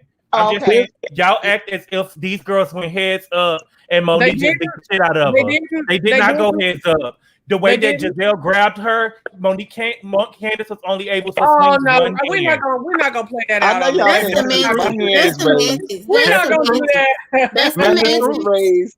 That's semantics. But it's okay. Because let me say this, okay? What I think the bigger issue is in this situation is Candiace's character on the show is disliked generally. Yeah, I don't like Candiace. A lot of people don't necessarily like Candiace, which is why she's not gaining much support, which is why she's seeing a lot of backlash for the things she's done. She's been on Twitter talking about homosexuals. Yes. She's with death upon somebody else. Yes. Her character on the show is a whiny little brat who can't do shit without her damn mama. And she always does some shit. And then whenever you want to attempt to assault Ashley, now it's a big issue because Monique actually laid hands on you. So I think that's why she's not getting much support at all. Well, Candiace should have been fired last year for that, though. In my opinion, she should have been fired last year. I don't give a fuck if it was a spoon, if it was a fork, whatever it was. She should have been fired last year for throwing that knife. In my opinion, I don't give a damn if it was a butter knife or not. I appreciate your ability to be unbiased. I am unbiased. Let me just say, because Chelsea know out of anybody, I did not like Monique the first 2 seasons. Mm-hmm. Okay, I was actually kind of Karen, Giselle, and Robin. I did not like Monique the first 2 seasons. I just started liking her like the 4th season. And me myself, I can call all of them out because all of them do some shady mess, and they all lie. And I'm going to say Monique and Candiace both played roles in the fight, and they both played roles up up until the fight, because if they would have sat down and had a conversation, Candiace apologized. She kept trying to want to talk. Monique didn't want to talk. And then Monique said the episode before the fight that it was, she had the stress of her and Chris not agreeing and her and Candiace not agreeing. And I don't know if y'all remember this, but she said it in the episode before the fight or a couple of episodes before. There's 2 boxes on the shelf, one with Chris' name on it, one with Candiace's name. Sooner or later, one of those boxes is going to tip over. Mm-hmm. Okay? You said that. But I can't take on what you feeling with your husband, though. You know what I'm saying? I understand it, and I said myself, because I was being unbiased, and I'm still unbiased. It's just that the way that Candiace talks and how much she talks is the problem for me. I've said before, and I said it on this channel, Andrew, and I think you agree with me. I said that she took her anger out on Monique because it had something to do with Chris. I've said that, but I also had said, Candiace, baby, read the room, because if you get into an argument with somebody and you all fun and games, but the other person is over there and they sitting over there and they looking at you with I'm ready to go, read the room. Just you crazy. So this is the thing for me, right? For me, I feel like I didn't like Candiace last year. It's not that I didn't like her. None of the girls I just dislike except for really Robin. But she wasn't my favorite last year. Like I said, Giselle was really my girl. Giselle was really, I like Giselle, right? I used to like Giselle. She was my favorite. I had to go Monique black was on okay. that. You like Monique was okay. Monique was okay. What Giselle the is another thing king that drew for me to Candiace this season was that second episode when they went and got Candiace at that table, and they wanted her to apologize about that $900,000 house, and they wanted her to apologize they basically wanted her to apologize for everything, but she couldn't even get past to apologize to Ashley, right? And the thing is, they had her at that table, and they all get to say whatever they want to say, but when it comes to Candiace, she gotta apologize. Giselle has said things about Candiace's house. She talked about her going to go look at $2 million houses, and when it's like y'all can say stuff about Candiace, but when she says something, oh, that's too much. You went too far. You went too far. If I didn't say nothing to you and you say something, if I didn't say nothing to you and you say something to me, and when I come back and it's too harsh, then oh well, you shouldn't have been fucking with me, right? I agree, Andrew. I've been said. Me. Let's address this comment real quick. Jordan SS says, I don't think it's so much about the fight, but more about the spin and their explanation afterwards. People fight, that's life, but her reasons for fighting Candiace kept changing. Okay. Exactly, I said that. Okay. Well, but I said from the get-go. But you know how one person can say something, then somebody else say, you like, well, don't be mad at me. I love you, Andrew. But like, nah, Andrew, you on some bullshit. I've said that. No, you have. I'm saying, don't be mad that I'm going for it now. Oh, I know. It's okay.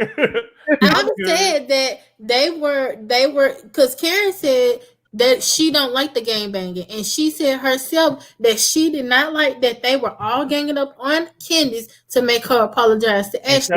And I've called Monique out on this. When they got into that fight and they were all isolating her and iced her out of the group.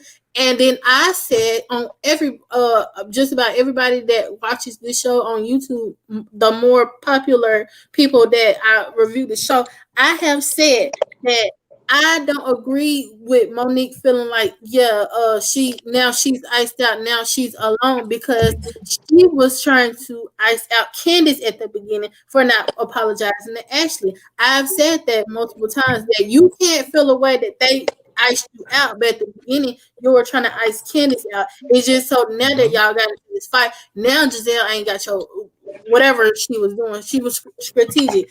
Either way it goes, Giselle played both of them. She put them up against each other, and then it goes to the colorism thing. And Candiace, let me tell you something, Candiace.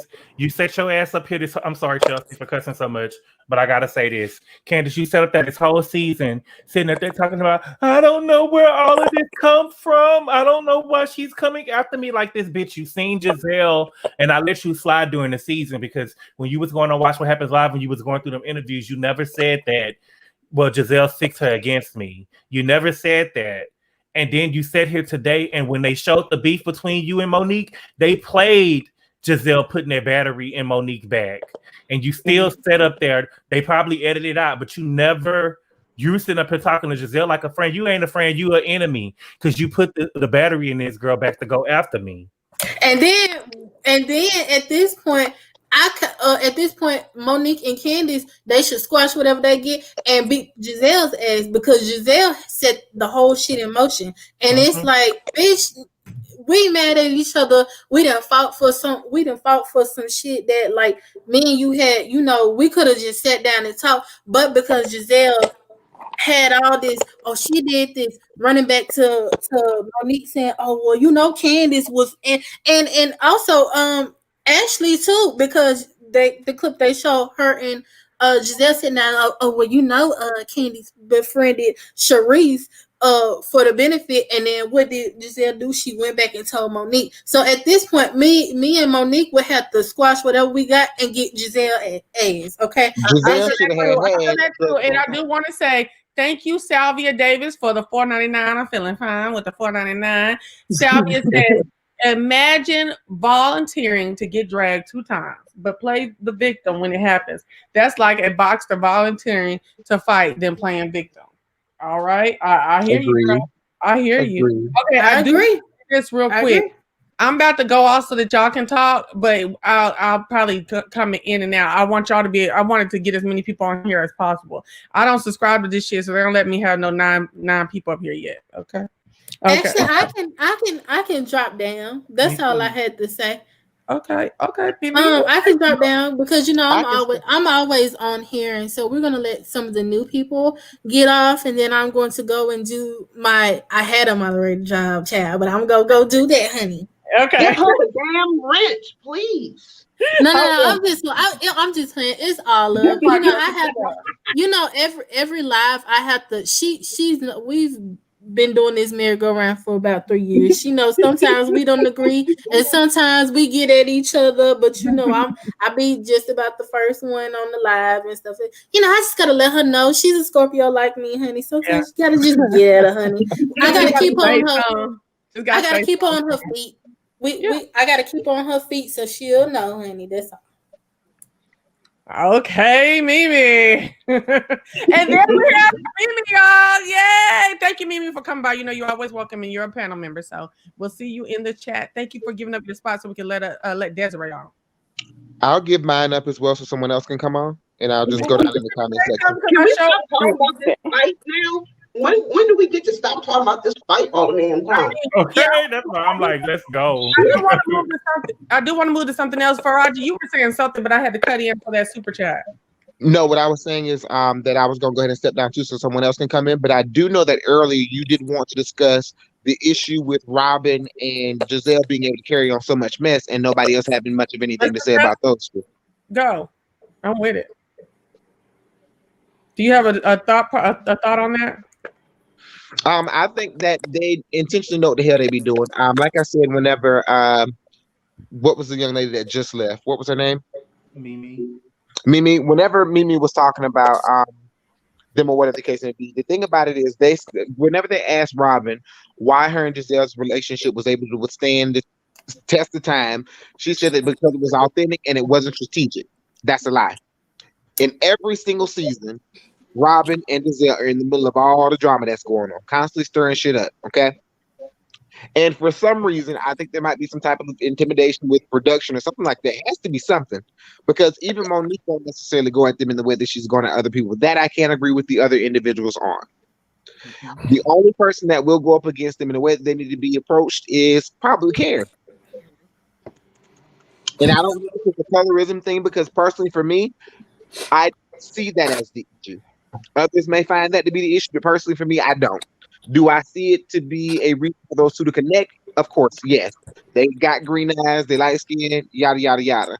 But I don't necessarily myself see that they treat anyone any different than they treat the others because they are also that way towards Karen, who's also a fair skinned woman.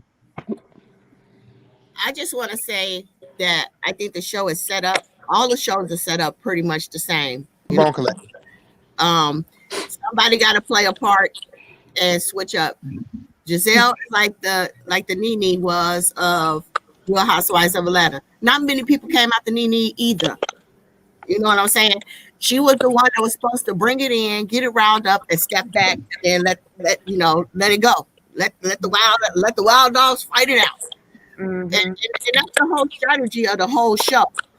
And that's why I say that Monique is not just stopping at Candiace. She go cut. That's why I love the way she did that with Giselle and Jamal. I love that. That was so classic. Yeah, we didn't talk about that, y'all. We didn't talk about that. That's why and that's how you got to get Giselle, because Giselle exactly is the it girl. So that tag team between her and Karen, oh man, there was some alley-oops out of this world. Agreed. What I want Amy to do is just go ahead. So beautiful is when she said, "Is Jamal coming?" And she said, "No, of course he's not." What I want that was so beautiful is I want them to just give her a moment to go through the whole damn binder and eat up who the fuck is she got to eat up. Exactly. Just open the binder and fucking go. And that's how she planned on playing this out. And she got a bad edit. She got a tab for every last one of them. Everybody, which is why I feel like they all should stand up there and stay the fuck quiet because you don't know what the fuck she got on you. She got a bad edit. I would have sat there quiet as a fucking mouse on Christmas. She got a bad edit in that for this episode because we didn't see her open the binder not one time, and you without me talking to nobody without my binder open. It would have stayed open like a Bible in church. I feel like this is gonna get dirty. I feel like it's gonna get dirty. You saying something? You saying something? Okay, look, hold on 1 second. Right, let me flip you on. This is gonna get dirty. So if we going that way, if Monique want to go like, oh, Jamal got side chicks, then Giselle can go. Does Chris have any side chicks? Does he even have any outside babies? It's gonna bring up a whole lot of things. Just bring the receipts. Don't want to do. But that's the thing though. It's a late read. To me, I feel like it's a late read when we talking about if I gotta go at your partner, right? Right. I want let's leave it to me and you. And the word on the street is that you got a side chick, right? A side nigga that you over here cheating with the trainer, right? Right. So let's just keep a late read, which that's what you approached me with. You approached me with some shit about what I was doing against my partner. You approached me with some relationship shit. Right. So I'm gonna hit you where you hit me. I don't understand how that's a late read at all. What I'm saying is when it's because every time Monique got to do something, she can't say nothing to Giselle, right? Everything that she does, everything that she has done to Giselle to this day is bringing Tia about the man, right? It's all about Sherman. She also can't talk about Giselle's clothes or her housing choice and all that stuff like that because she'll be a dark-skinned girl hating on the yellow girl and jealous of the yellow girl. She can't talk about Giselle's kids because she don't want to be seen as that person who's talking about kids. She can't talk about Giselle's money and her business because her business is struggling, too. You know what I'm saying? So since you came to me about my relationship, bitch, thank you, because I've been waiting on But Monique started it first. Monique started it first is what I'm saying. That's the thing that I'm saying. It's like Monique started first. Monique started it with Sherman. Right. I beg to differ. Monique started in season 3 with Sherman. Sharice. She bought Sherman's both of them. She brought Kendall. Sharice was a friend to the show. Kendall was walking down the street with Kendall talking about, oh, my ex-husband, he was in the parking lot with the prostitute. Yes. Sharice was a friend to the show. So Sharice would not be able to bring nobody on the show. She would have not been able to film unless a full-time cast member was there. Who party did Kendall come to? I like this Andrew Gabor guy. What's up, Busy? Kendall came to Karen's party. Kendall came to Karen's party, but Candiace, Karen and Kendall were already friends. Monique was not friends with her. Monique was walking down the street, getting the man arrest history and everything else that was going on with him. And not only did she get it, she went and spread it to the other girls. Sure did. Whereas Karen and Sharice already knew and never said nothing. Okay, let me say real quick, and I'm gonna bring this Desiree back on. First of all, who we have on here is our most esteemed friend and brother. My brother. He's another YouTuber here on YouTube. Wait, two things. Wait, hold on. What's up, Busy? You're online with Cmeantit in the Bonafide. We're talking about all things. Tell me what's going on. Okay. You good? Hold on. Let me finish this. I want Team Monique stand fast, stand strong, because Andrew and Busy about to try to double team us. Hey, baby, you need to bring Desiree back up here too.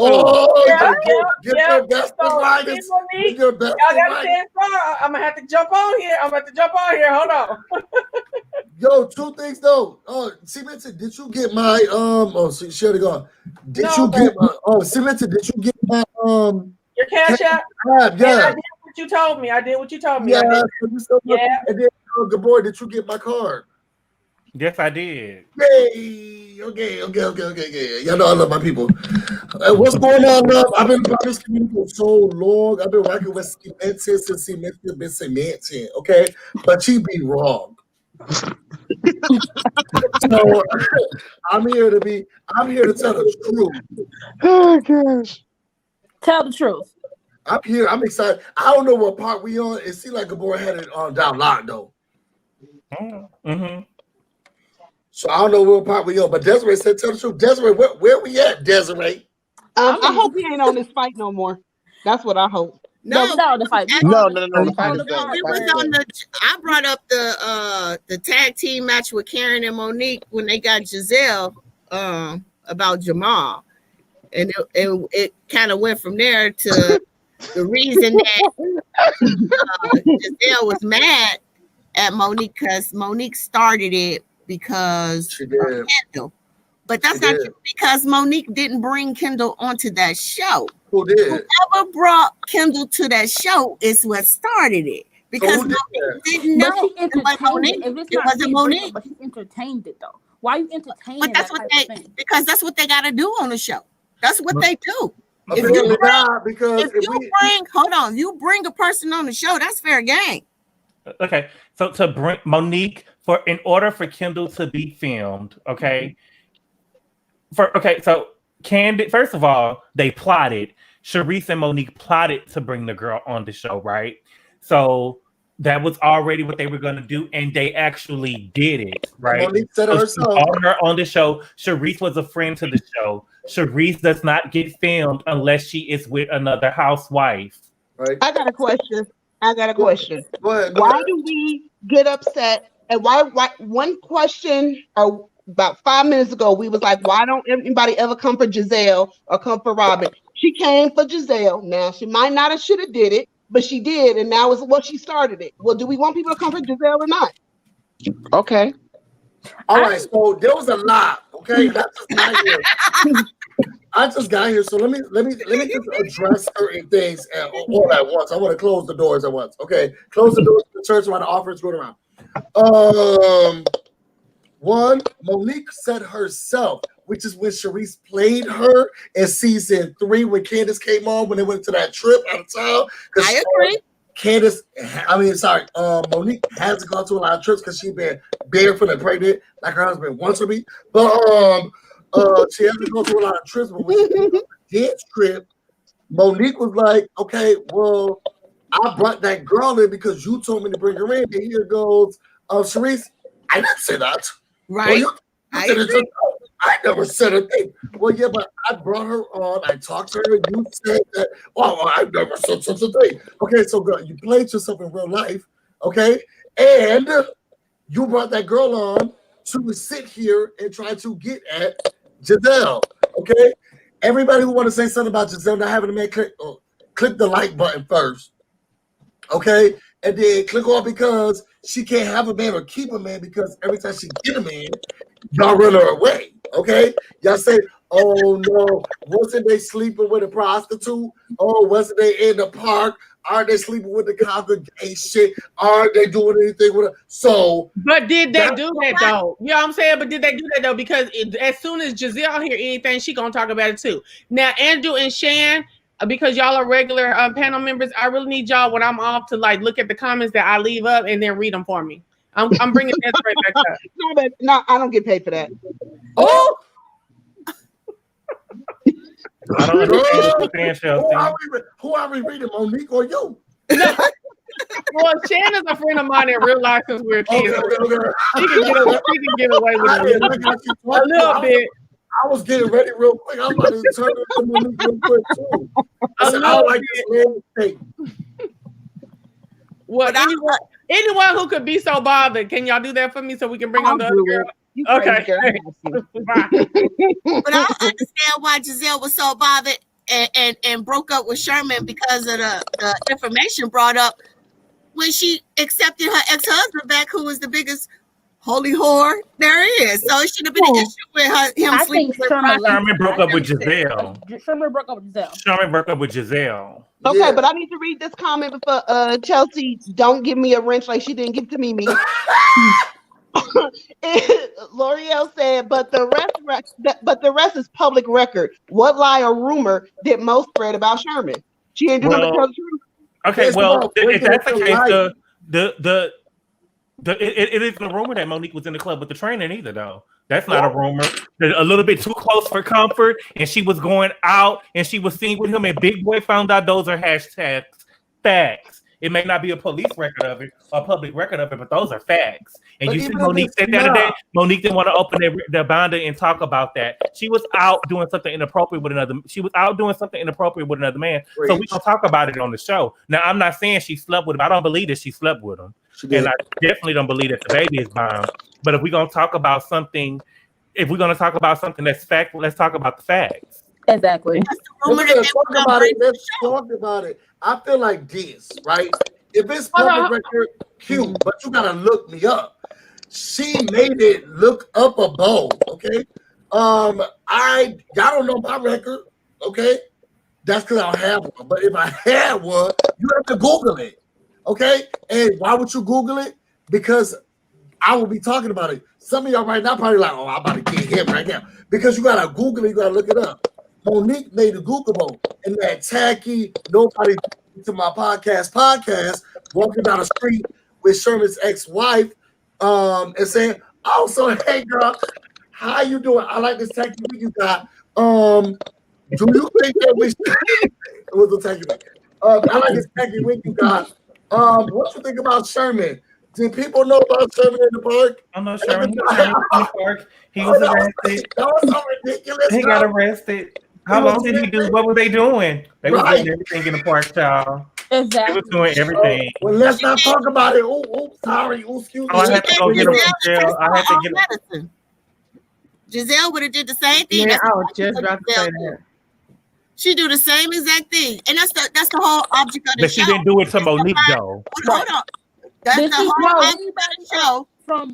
What she did to Monique was she attacked Monique from the jump start from when she first started. But she didn't. I'm sorry, Nikki. Hold on, let Nikki finish what she was saying. Sorry. That's the whole object of the show, is that they got to get the tea on each other, get the goods, and get the show riled up. Bring the drama. That's what they got to do. But the problem is the drama can't be a lie. Nikki, the drama gotta be the truth. It Nikki, can't be a lie. Nikki, did you do that? First of all, I'm living for the smoky eye. Ain't it beautiful? Ain't it beautiful? Did you do that? Is it beautiful?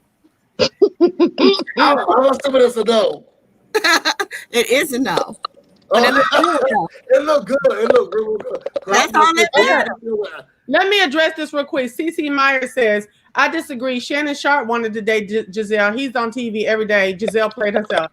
Wait a minute. Don't Shannon Sharp, don't he get a whole white woman? No, he was trying to get a Nikki Murphy too. Right. Well, so he that's a white woman. He got a type. Oh God, no, come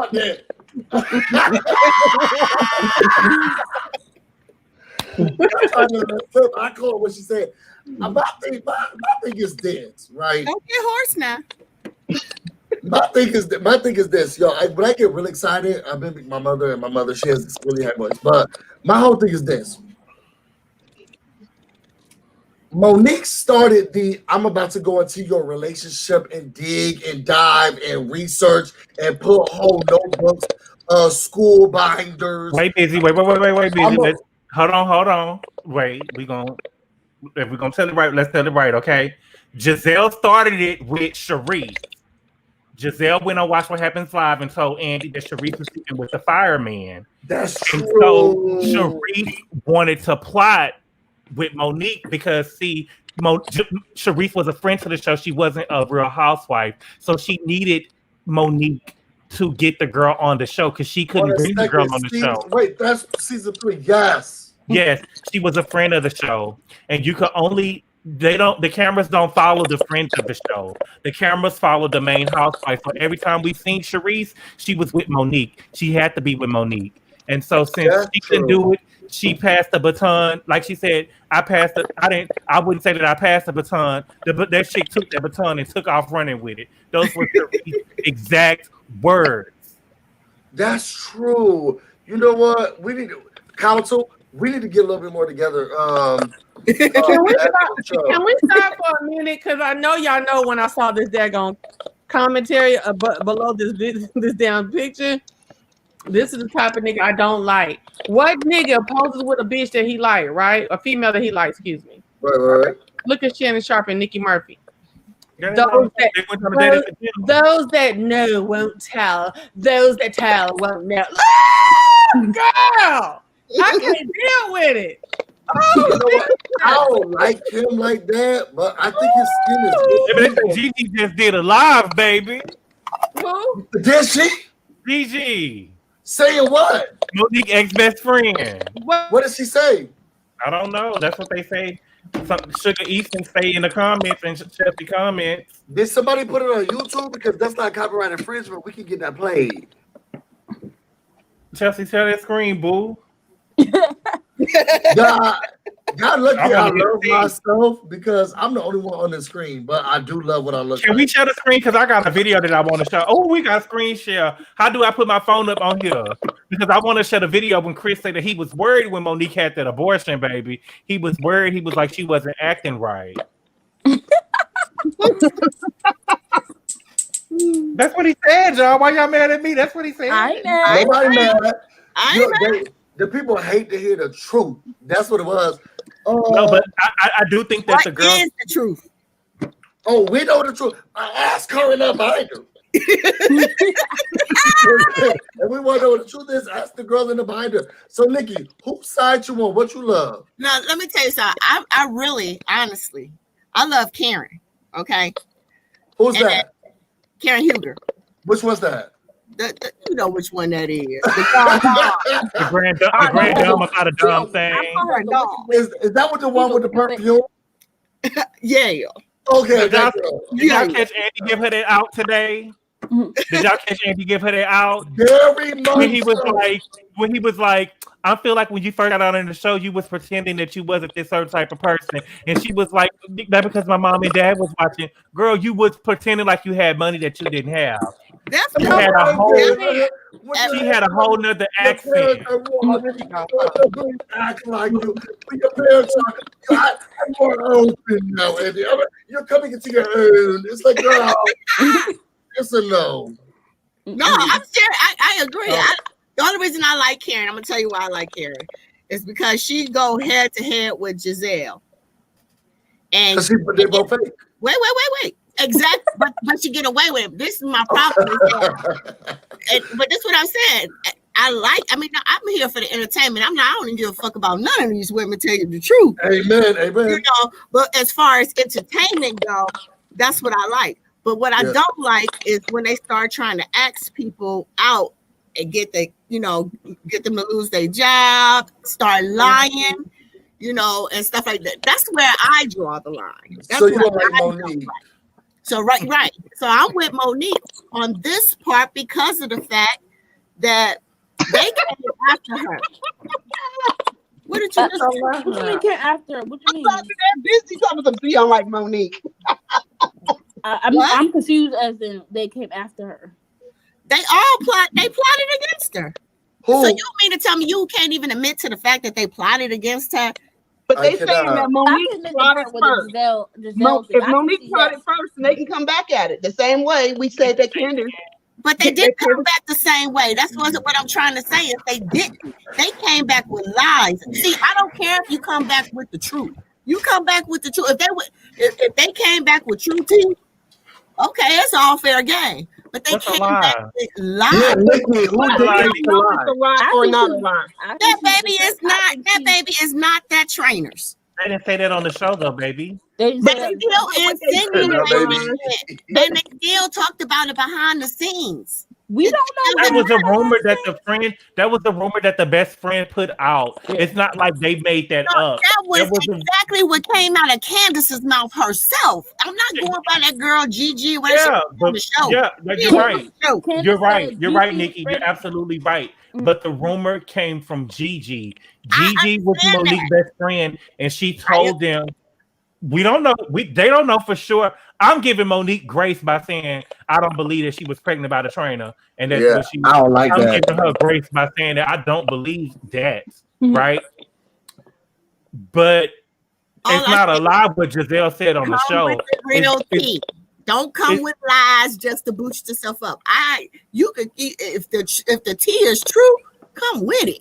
The real tea is that Monique was in the club with that trainer and she was dancing with the trainer and they was a little bit too close to comfort. And Big Boy found out. And they were out together and Big Boy found out and got upset. And Big Boy went and picked Big Boy went and picked Monique up from the club that night and text Gigi and asked Gigi what was going on, and she told him that she gotta watch him. That's the problem. Hold on now. You putting this together, you know this would be for a fact that he went down. I know this would be for a fact, baby. It's Jocelyn Hernandez, baby. This is a fact. They sound like facts to me. These are Fendi facts. Gigi ain't on the show, so I don't care about nothing that Gigi got to say. And you heard Monique say that I even got a tab for myself. You know. My text message just come up. What happened? But they say that my comments won't let me show them anymore, y'all. So I'm not ignoring anyone because they do that sometimes. But Sugar Easton said that I'm guessing. Huh? No, you didn't tell me to move on. Go ahead. Oh no, I'm trying to read you the comment that you wanted to comment. Okay. I'm telling you that Sugar Easton. Look, she don't want to pay nobody, and she don't want nobody to do the job. Yeah, like you told me to read them. You can't put them up. I'm trying to read them to you. Well, go ahead then. I'll fight for her. I don't like her like that, but I'll fight for her. Sugar Easton said that Gigi went live, and she said that Monique bought her on the show to fight Ashley. What? Oh, to fight Ashley, right? Gigi went live, and Monique bought Gigi on the show to fight Ashley. Where was this live? To literally fight her or to go against her with some rumors or something? Answer that real quick, Sugar. If you could get that from if you could got that from her live. And so that's also dropped down. She went live, or what's her name? No, I'm saying so. She literally went live to say, "Oh well, FYI, Monique brought me on the show to fight Ashley, and we didn't talk about Ashley." I mean, is that supposed to be going towards her character? I guess that's what that is, to Monique's character. And Monique been doing dirt too. I don't think Monique been doing dirty. I don't believe that Monique ever was acting like she didn't do no dirt. Oh shit, somebody's waiting to get on. Oh, Mimi is. Hold on. Mm-hmm. Okay, so I'm going off real quick.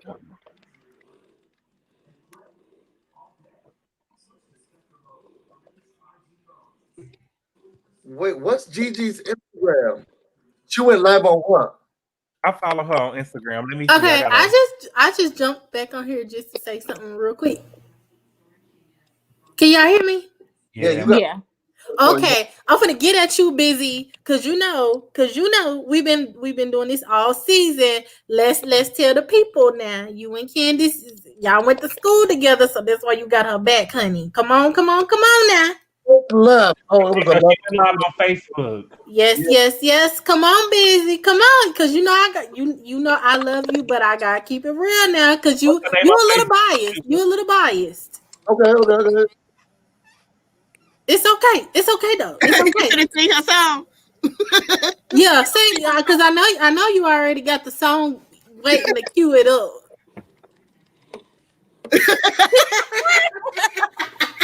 Nearly not. Line number 1. Go ahead, Monique. Go on, sing it.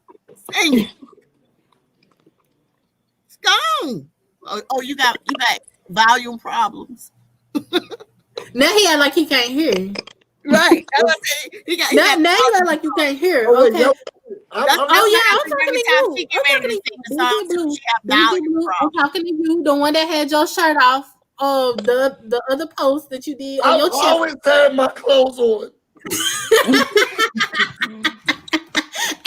And also, this is the last thing I gotta say. Can y'all please stop saying, they didn't say that on the show, because we know that you can say something without saying something. Okay, insinuate. You can insinuate and you can leave words off. But if you are an educated person with a little common sense, you can read between the lines. Hello, it's called inference. I know everybody was taught that in elementary and middle school. Kind of like what Jamal Bryant did.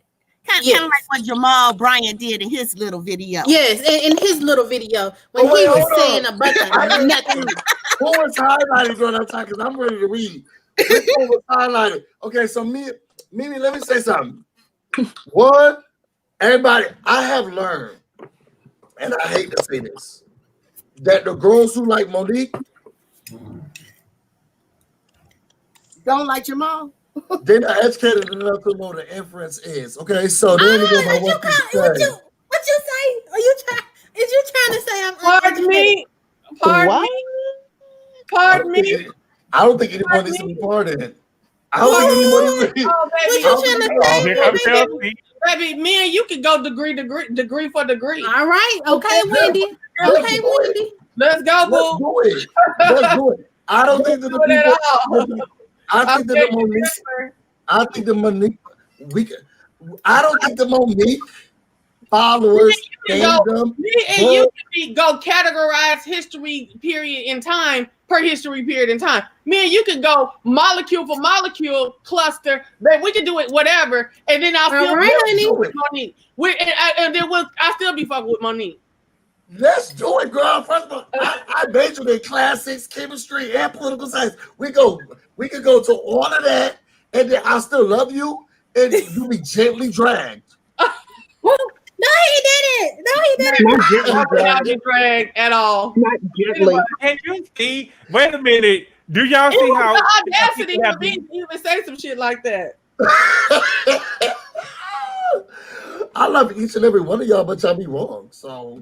Okay, so let me say this quick. Can we get into what CeCe Myers is saying? I don't want to talk about Monique in there for a couple minutes, okay?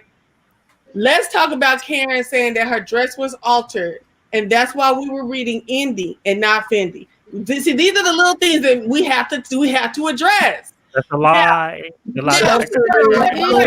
Karen was lying. Y'all know that we've caught Karen in multiple lies this season. Thank you. I know that Karen, the Grundum, she's a fan favorite. And although I like her here and there, Karen is a serial liar. Let's just call it out. And she lies.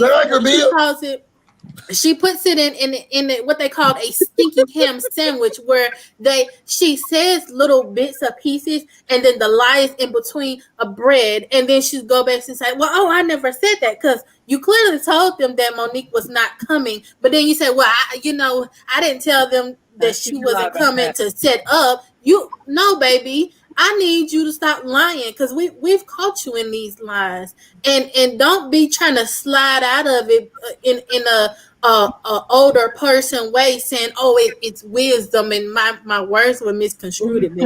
Come on now, but we know that Karen is a serial liar. But I do like how Karen addresses and shades. Exactly.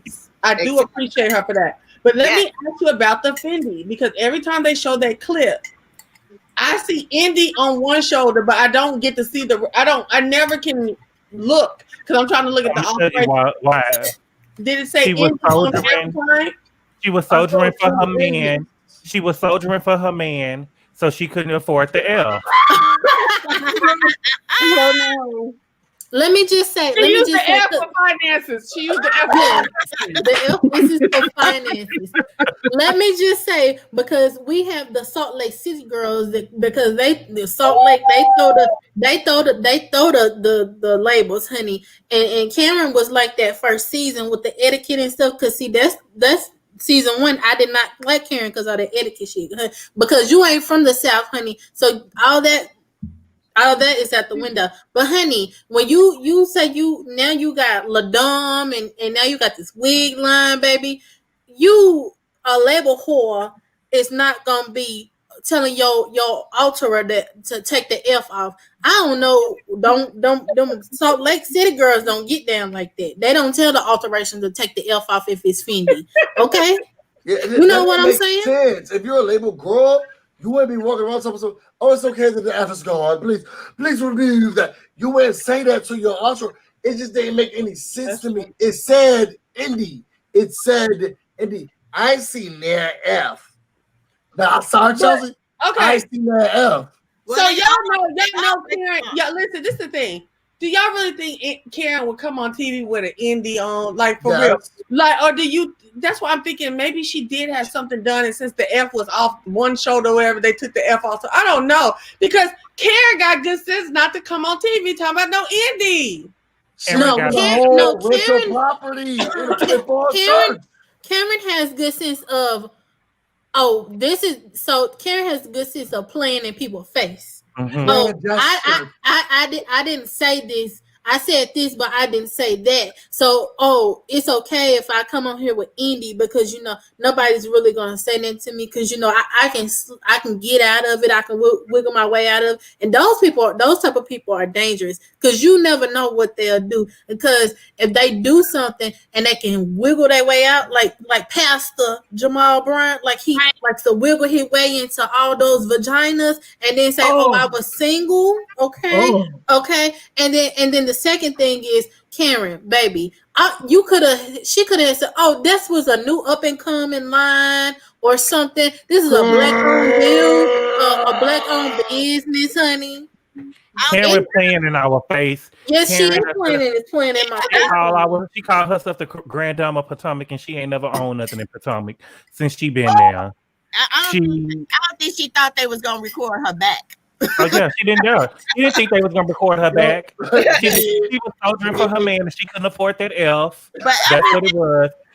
She wanted us to think that she was soldiering for her man, but Karen ain't made $1 million off of LaDom. Every last one of them, all these daggone talk show, Real Housewives take the freakery.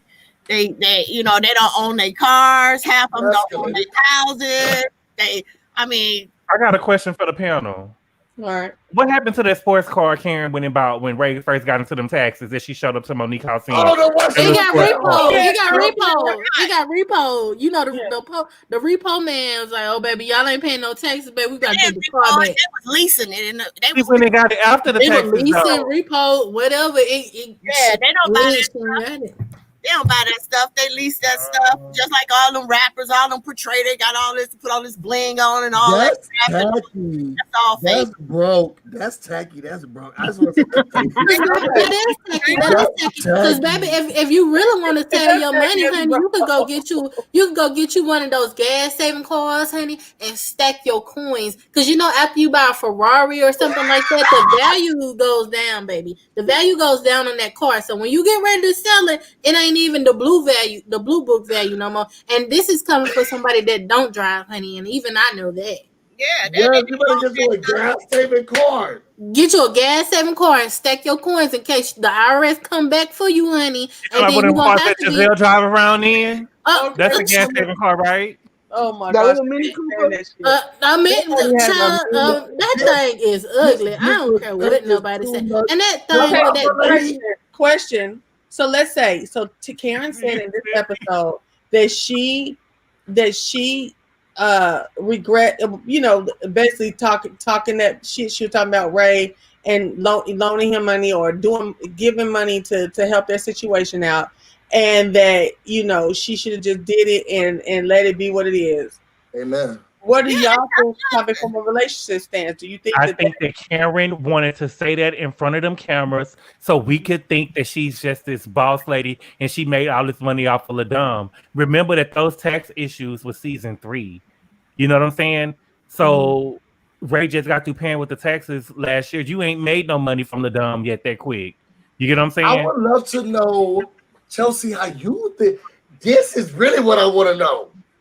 How do you feel about the situation where, the husband's making so much money, he's bringing all in, he's been taking care of you for years and years, your children, and now you got to come through and say, well, what's a light bill? What's a heat bill? Because the girls act like she ain't never seen a gas and electric bill in her life. I don't understand. That's how Shannon Bedore did on OC. Yeah, and I didn't like that. What's a water bill, girl? Yeah. I know you know what this is, girl. So like straight. So how do you feel about it? So I feel that a woman should, especially a woman that's been taking care of her man and has been taken care of by her man, if they get in financial dire straits and she can do anything about it, she should. I've talked to a couple of my friends who are housewives who, they act like they can't go get a job at all, like at Walmart or whatever. And y'all barely floating. You know what I'm saying? Like, go get your fuck ass up and go to get you a job. In the case of Karen, where she's a personality and she probably gets paid to speak and some of the shit they do on Instagram and all that stuff like that, you never know how much she actually gave unless she said it. I do not remember her disclosing that. Andrew is a fact checker. Okay. She said that she gave him half of her money. Baby. That was some shade. $100,000 that he gave her. That was some fun shade. Huh? That was some fun shade. I didn't see the shot. You caught it too, Bill? Yes. I caught that fun shade. I heard it. That's why I responded so quick. But you think half of her money, job, right? But half her money could have been any amount, though, Andrew. It wasn't $1 million. How she's trying to make it seem like she just out here can't afford the F for her Fendi. I want to say that I think Karen was telling she said, she didn't say that, and we know she was lying. They rolled it back and said that she wanted her money back. I do believe she wanted her money back because she was a kept woman. She was acting like a rich white woman, like Martha Stewart, honey. The first 2 seasons on My Husband. See, this is, you got to be careful when you're trying to build but you're speaking your spouse. It could be a man, woman, whatever in your relationship. And you speaking all these grand terms into existence, and you call him the Black Bill Gates, but then he turns around and he owes the IRS. But then you say you ain't know nothing about it, and now that you mad because you had to give up half your money, whatever it was. She was embarrassed and she was hurt that she had to cough up that money. But honey, let me tell you something. You should have been learning your man and earning your man at the same time, and you should have been learning what a gas bill and a water bill is, because Ray is old. Ray, he could have died. He could have died on top of you, honey. And then what was you going to be doing? On top of me. Why did he die? On top of me. How do y'all feel? How would y'all feel if y'all were Ray in that situation? How would you feel if you were Ray? I honestly think that he know, because he don't say anything either, because they all know what the show is about, and this is a way for her to earn her coins. So he gonna bite that. It ain't like he can go run out and find another woman right now. So he gonna ride and let her say what she got to say or whatever. And now he got her paying out some coins and paying some of the bills and all that. He's sitting back looking lovely. Well, you know what? He got her chasing him now. Well, you know, if I was Ray, I would shut up, because no, you know what? I'd be mad. Like, we go on receipt for receipt. I've been taking care of you for years. So you know what I'm saying? Let's add this up together, and I think we might almost be even. Thank you for paying me back, and you have a nice day. Open up some of them holes again, like she said. Okay. And you know what? He ain't doing nothing for her. He ain't. You see, she chasing him. She trying to woo him. He's sitting back and like, yeah, she can talk all the crap she wants to right back. I'm about to sit back here and she ready to pay some of these bills. That housewife money she making right now. I'm finna stack my coins over here. Right. But you know what? He also must remember. We also, I enjoyed this time. Okay. I gotta go to work in the morning. Thank you so much for letting me come here. Absolutely. Appreciate it. Love y'all. Bye. Bye. Bye. Bye, Busy. Thank you for coming by. You're always welcome to stop by. Okay, so what was I gonna say? Okay, we also need to remember that the taxes that was owed was on his business. So it's a part of a business that he has to do. So it's not all personal. But it's still and the that's business why that helped take care of her for decades. I just said I understand. I'm just saying that's why when we're trying to like clown like how much money it could be, you ain't made that much money off of the dime yet. The thing about it is most of that money was owed by his business, so he can get out of that shit through business, through the business avenues and stuff like that. I think that he still had some probably attorney fees and stuff that would come out of his personal money that would allow her with the type of income that she has to make an integral contribution. I think I won't. Can I read a comment since you told me to? Yes. Come on, Shan. So CC Myers in the chat said rich white woman. So y'all don't know any rich black women? That's something. Yeah, I am tired of us saying rich white woman and shit like that. Well, no, I was saying rich white woman as a sense that is what she was acting like because Karen gives me, because before Potomac came on, we didn't know anything about Potomac. I really thought it was going to be a white cast before they released the videos and, edit pictures and stuff. And I only said a rich white woman because if you go and look at all the face tuning she has done and all, it gives me kind of New York, New Jersey tease. And I don't watch those shows, but I look at those women faces and that is what she gave me first season. So I wasn't saying it like she was acting like her, because there's definitely rich black women, but I don't know any. Do that though? Huh? Don't they all? That's the first thing they do is go get their face done, get some liposuction, get some. None of that's new. That's what they all do. I don't care what color they are. They all do it because they have to have a look. But they all look the same. That's what I'm saying. They all look the same. They're the same plastic surgeon. Yeah. But that's just it's a technique, y'all. So what I found out about plastic surgery, because I am actually gonna have some in the next year or two. And not on my face, but my stomach and stuff. So the thing about it and why folks' noses all be looking the same is because, every so often, like the actual specialty of plastic surgery, they come up with different techniques and everybody gets trained on the same type of techniques and stuff like that. And that's why two people can go to two different doctors and have the same nose, because it's the same technique that does the same thing to the same pieces of your nose. But I'm just saying that those are all stereotypical things that all the women on the shows do. Every last one of the housewives. Every last one of them. That's what they do. They go beautify themselves because that's what we want to see. And that's us. And we need to take accountability. You want to take accountability? That's us. We asked for the drama. We asked for the beauty. We asked for them to be flamboyant and show them that because if they didn't have no money on the show or whatever, you could care two licks about them. Listen, I watched Love and Hip Hop for multiple seasons, and they ain't have no money on there. But I'm just a hood rat though. They got the gold chains, they get the fancy cars, they do the same. They get the booty jobs, they get the facelifts. They all do the same thing. Every last one of them, because they want you to believe that they got the money. But no, that's what I'm saying. None of them really all that rich unless they came into the show with the money already, like Monique, like Candy, like Kyle. Like, if you didn't come into the show with the money, you got to perpetrate like you have money. Okay. On the plastic surgery tip, right quick. Have I know Chelsea had not. Well, she probably ain't watched no more than one episode. But Jen Shaw from Salt Lake City is. I can't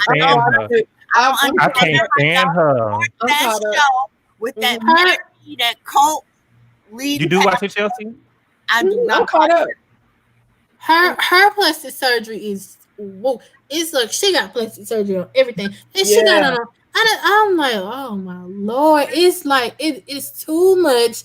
And I was liking her the first couple of episodes. Now it's like you are doing way too much to your face, to your whatever. It's just like, girl, y'all ain't learned no lessons from K. Michelle or nothing with all this stuff. Look, you got Pepper. How old is Pepper? Oh yeah, I was looking at that. They said that she's suing her doctor because he messed something up on her, and somebody said she looked like a upside down pea or something. Who's that? Salt. Oh no, Pepper. Oh yeah, okay. I heard something was going on with that too. Yeah. Too old to be doing that. She don't love it with them youngins. Look at that. That don't make grown up hip hop. Yep. That don't make nan bit of sense. Not nan. Yeah. Pepper. Yeah. Mm-hmm. Well, let me tell you something. Karen has got some little work done. She don't look that much different. Okay. Karen gives you a different vibe that is very vital to that show. To me, Karen to me is a liar. She has been caught up in lies. Everybody on the show really has been caught up in some kind of lies, but Karen will sidestep. And she does it very gracefully. Honestly, it's an art. It's an art. How she does the science, and I love it. That's why Karen remind me of somebody auntie at Thanksgiving that got something slick to say, but then don't want to act like she said it. Vera. That's somebody auntie name. Bernice or something. That's why I like Karen because. And they don't be getting loud, like screaming in each other's face. Yeah, she does it. It's like the slick slide stuff. Uh-huh. I like the vibe. It's completely different. And then, did you hear that Karen on that show that Porsha was on? Karen had fucked around and told, or Giselle says Karen said that they have the prettiest women on their show, and Porsha tried to catch a case of the vapor. She was too quick. Porsha. Y'all wear too much fucking makeup there. I'm not saying that these other girls don't have makeup on. Porsha, y'all is a trip. Y'all is broke. Y'all, I ain't gonna say y'all ugly. And I'm not even gonna say that Real Housewives of Potomac's cast is prettier. But Porsha, you is not cute like that, bitch. Like, I do not understand this whole Porsha is cute shit. She's all right. She is cute. I ain't gonna say she is cute, but the thing is, she's still young. Karen is 57 years old, and she is 40 years old. But that's 17 years difference. That's a lot of. You can change a lot in 17 years. You're right.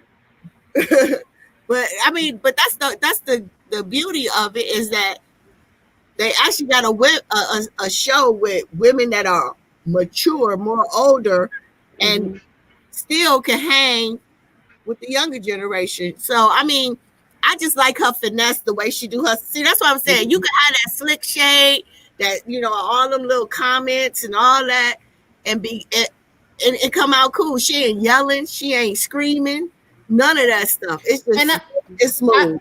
I think the reason why Atlanta is played because they don't have a Karen on their show. Because Nene was never a Karen. Nene was always rowdy. If Atlanta would have added a Karen to the show, it would be a different dynamic. Like, can you please get you one of those old Southern women, honey, where they can really read, and they can read you, they can read you, and they can say a scripture at the same time, like Miss Lucy, honey.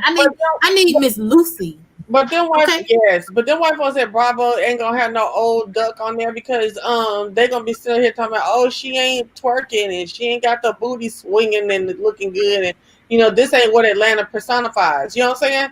And that's the problem. Because Atlanta personifies younger generation and younger hip hop, and that's why Atlanta is falling off. The Real Housewives of Atlanta is because they appeal to the younger generation. Potomac, you got if you look at the viewers, there's a lot of older people that watch Potomac, Beverly Hills. That's old money. You know what I'm saying? So they got the old and some of the young people, whereas Real Housewives got the younger generation. They got a very little older generation watch Real Housewives. I'm gonna need them to get a Real Housewives of like Chattanooga, a real black city that got older money, with real Southern, with the older middle to older Southern belles, honey. We need a show like that, because baby, I don't deal with this generation, and I may be young, but I love to be around old Southern women, honey, because that's where you get all your reads from, honey. Not these young girls, because they be ready to fight and try to pull your tracks out. They'll sit there nicely and drink their sweet tea and tell you, honey, you need to go fix yourself because your slip is showing. That's how it is on Love and Hip Hop. That's all they do is fight. You don't even hear. You can't. They argue so much on there, you can't even hear what the storyline is because they just yell it, and you can't. Andrew, are you still there? Yeah, I'm here. Okay, Shan, do you know anything about Chattanooga?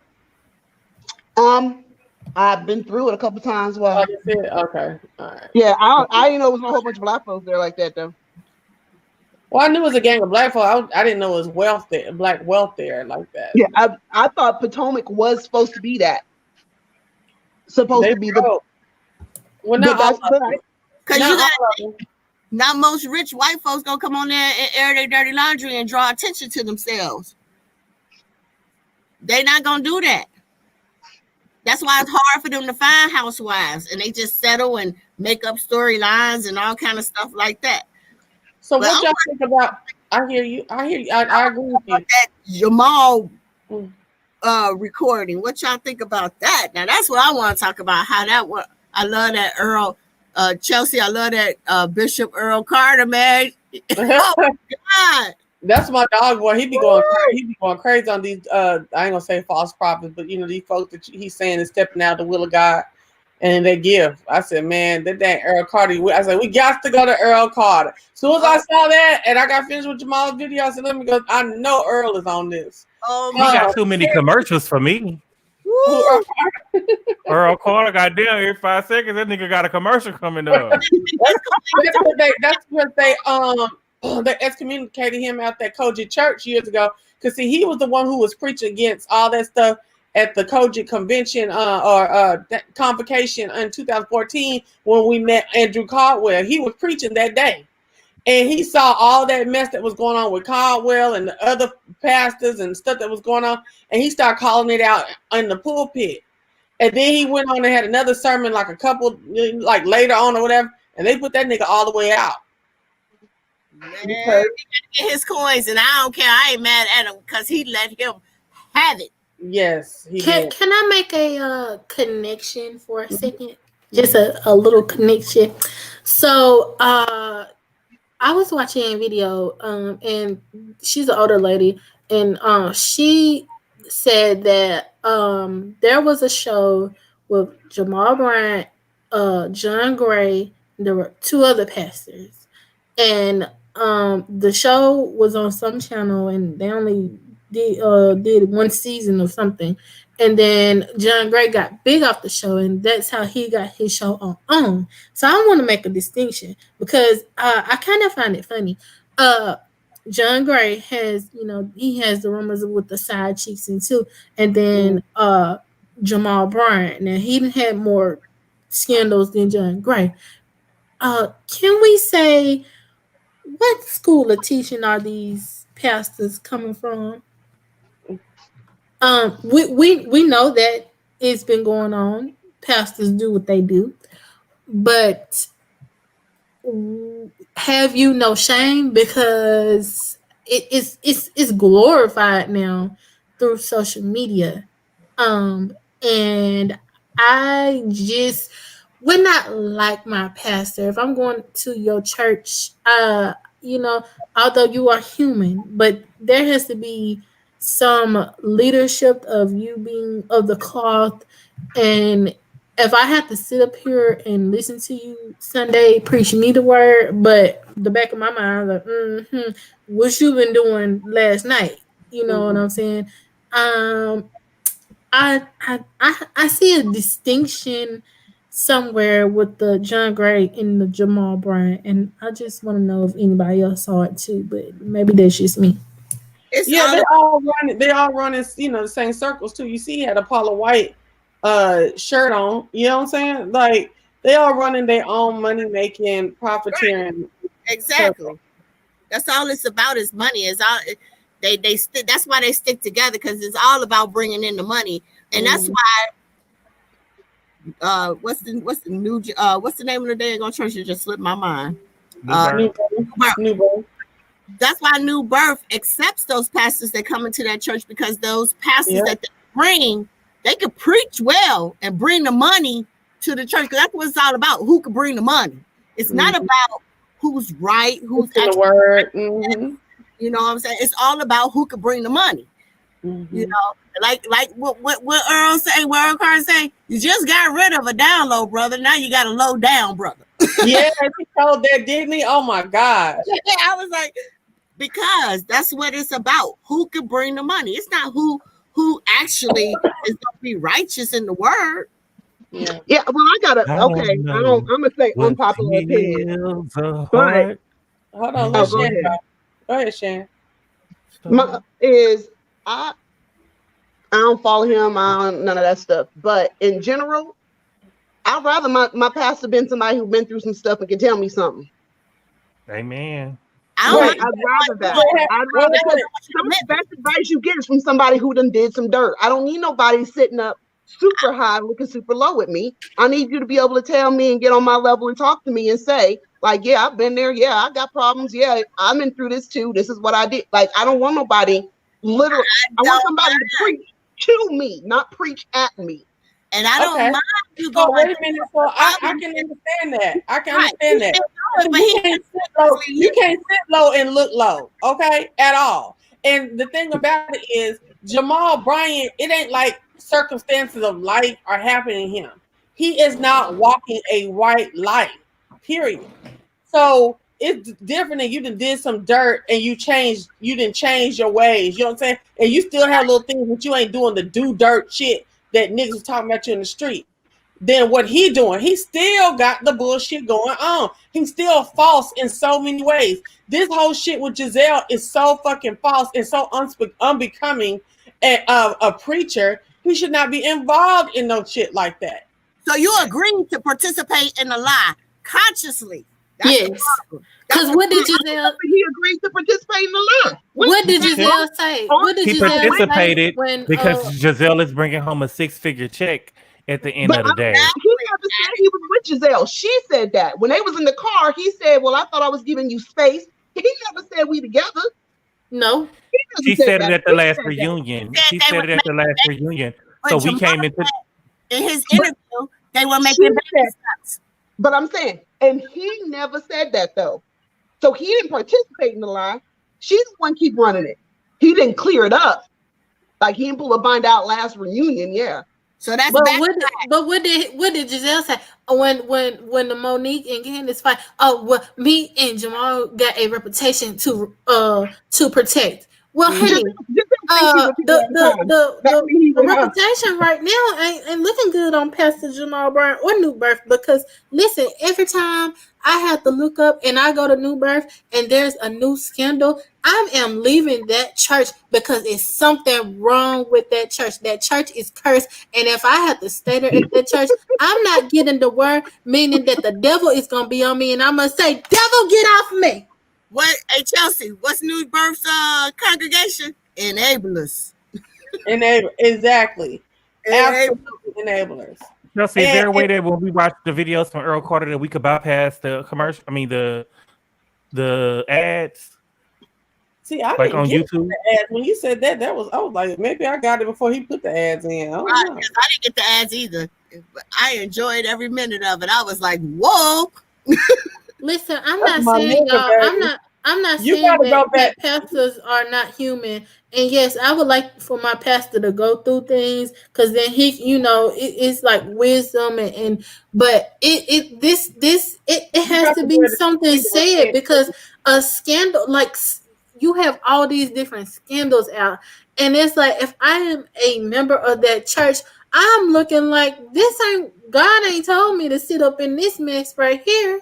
Exactly. Because my household, you can't just tell me about the troubles you seen, baby. You got to tell me about the repentance, okay? Yes. Because a lot of people's into that prosperity preaching, and you gonna get a car, and if you just hold on now, your mule gonna come on in.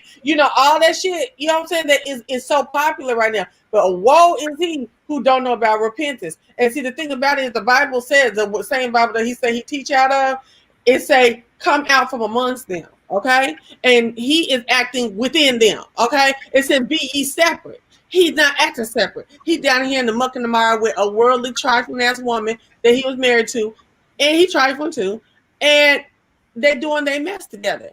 Additionally, on top of that, I forgot what I was gonna say. On top of that, Jamal Bryant sat up here, and he is not just the same thing that we don't like Trump about. Oh, he acting ignorant. He talking ignorant. He gonna get a shot. He gonna get a bombed upon. Fuck with these motherfucking Chinese. That's what it feels like with Jamal too. Like you are not supposed to act like that in your position. Issuing idle threats. You threatened. You said that it was the grace of God as a pastor that kept you from pulling up. Well, it might have been shit. But but at what point? But now you done issue the threat. Are you gonna be a holy pastor where the nigga say, "Nigga, you ain't gotta come to us. We can come to you." You know what I'm saying? Then you're gonna be sitting up there trying to throw a cash register.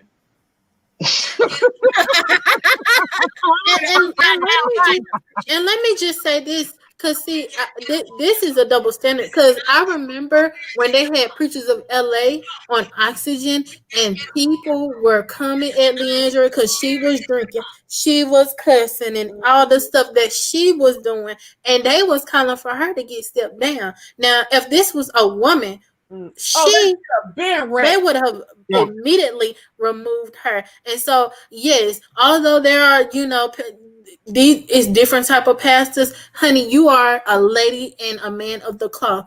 And if you claim to be about Jesus and you went through what you went through and you repented and you have asked for God forgiveness, nobody can't tell me no different. Leandra sit there and they bashed her. They even bashed her when her ex-husband came out. Remember, Candiace Medicine had him on the show, and they drugged that lady down to the ground. Now I want to see if they're gonna make those people from New Birth, his own members of his church, make him step down, because they were trying to make Leandra step down for what she was doing. So if we're gonna get at her like that, I want them to do the same thing to Jamal. I'm saying it should be no double standard of the pastors and leaders of the church. It should be all across the board the same. And see, the problem that I have, Jamal should, if he was gonna do that video, he should have did it one or two ways. If he was gonna be hood with it, then he should have never brought scriptures, Bible quotes, none of it. He should have just been Jamal. Yeah, I'm with you with that. But then, if you want to come with scriptures and all I do for the community or whatever, then that's how you should have came. He just wanted to beat somebody over the head with the Bible. That's what it was. No, he ain't beat nobody over the head with the Bible. He tried to beat somebody over the head with a cash register, some fake receipt, and some backsliding. He didn't have no receipt. He pulled up with his own dissertation. He didn't have no receipts. So this is the thing. The other thing I had to say was that, I can understand even pastors, they're not all the way right, and they haven't always lived a right life. A lot of them come into ministerial pursuit late in life. But baby, you got to be able to teach me how to repent. And if you sitting up here doing all this type of mess like that, where is repentance at?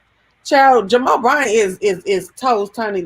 Who is Eric Carter got a one? Jamal Bryant, sexual insanity versus sexual sanity. Honey, he is on Jamal. He getting his coins all this week. Okay, right. I think it's the gossiping for me. Like he didn't have to come on there talking to me. It was your friend. That's the part. It's the gossiping. Yeah. He came with all Did you see my video, Shan? No, I didn't. I did. I was on there with you, amen. And I woke up. I was up at 5:00 in the morning talking about this shit. I had a nightmare. I was here. I think I fell asleep toward the end, but I was there. I was getting ready to go to sleep. I said, "It's about make me stay up." It's 2 videos below this one. I loved it. Thank you so much. Thank you so much. I woke up after a nightmare and just was going through social media, and I saw that Jamal Bryant had a binder. I said, "Bitch, let me get all the way up so I can look at the title." Was "Ain't No Way." Jamal Bryant, right. Ain't no way. Ain't no way. I was with you. I was with you. I was amening and go girl. Because it hurt my heart to see that pastor. I mean, he didn't think of anybody but himself.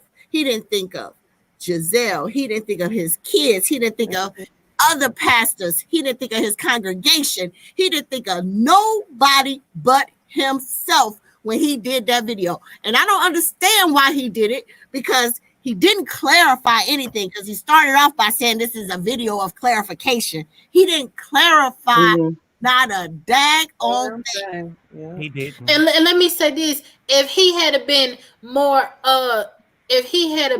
in depth about his seeds than his sin, then he wouldn't have got sprayed. Because yes, although what Monique was saying, all the YouTubers have been saying it for a couple of months, it's the way she put it together. So be about your seeds, your 6 or 7 seeds, than your sin, because then your 3 oldest daughters are the three you got by Giselle when been not lusting, because that sounds bad, wouldn't have been so excited about another black man that wasn't even they daddy. They loved Sherman, and this season they hated they daddy.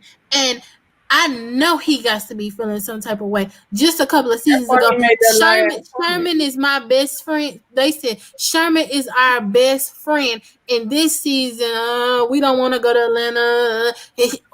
When he calls us, then he turns around and calls you to let you know that he has called us.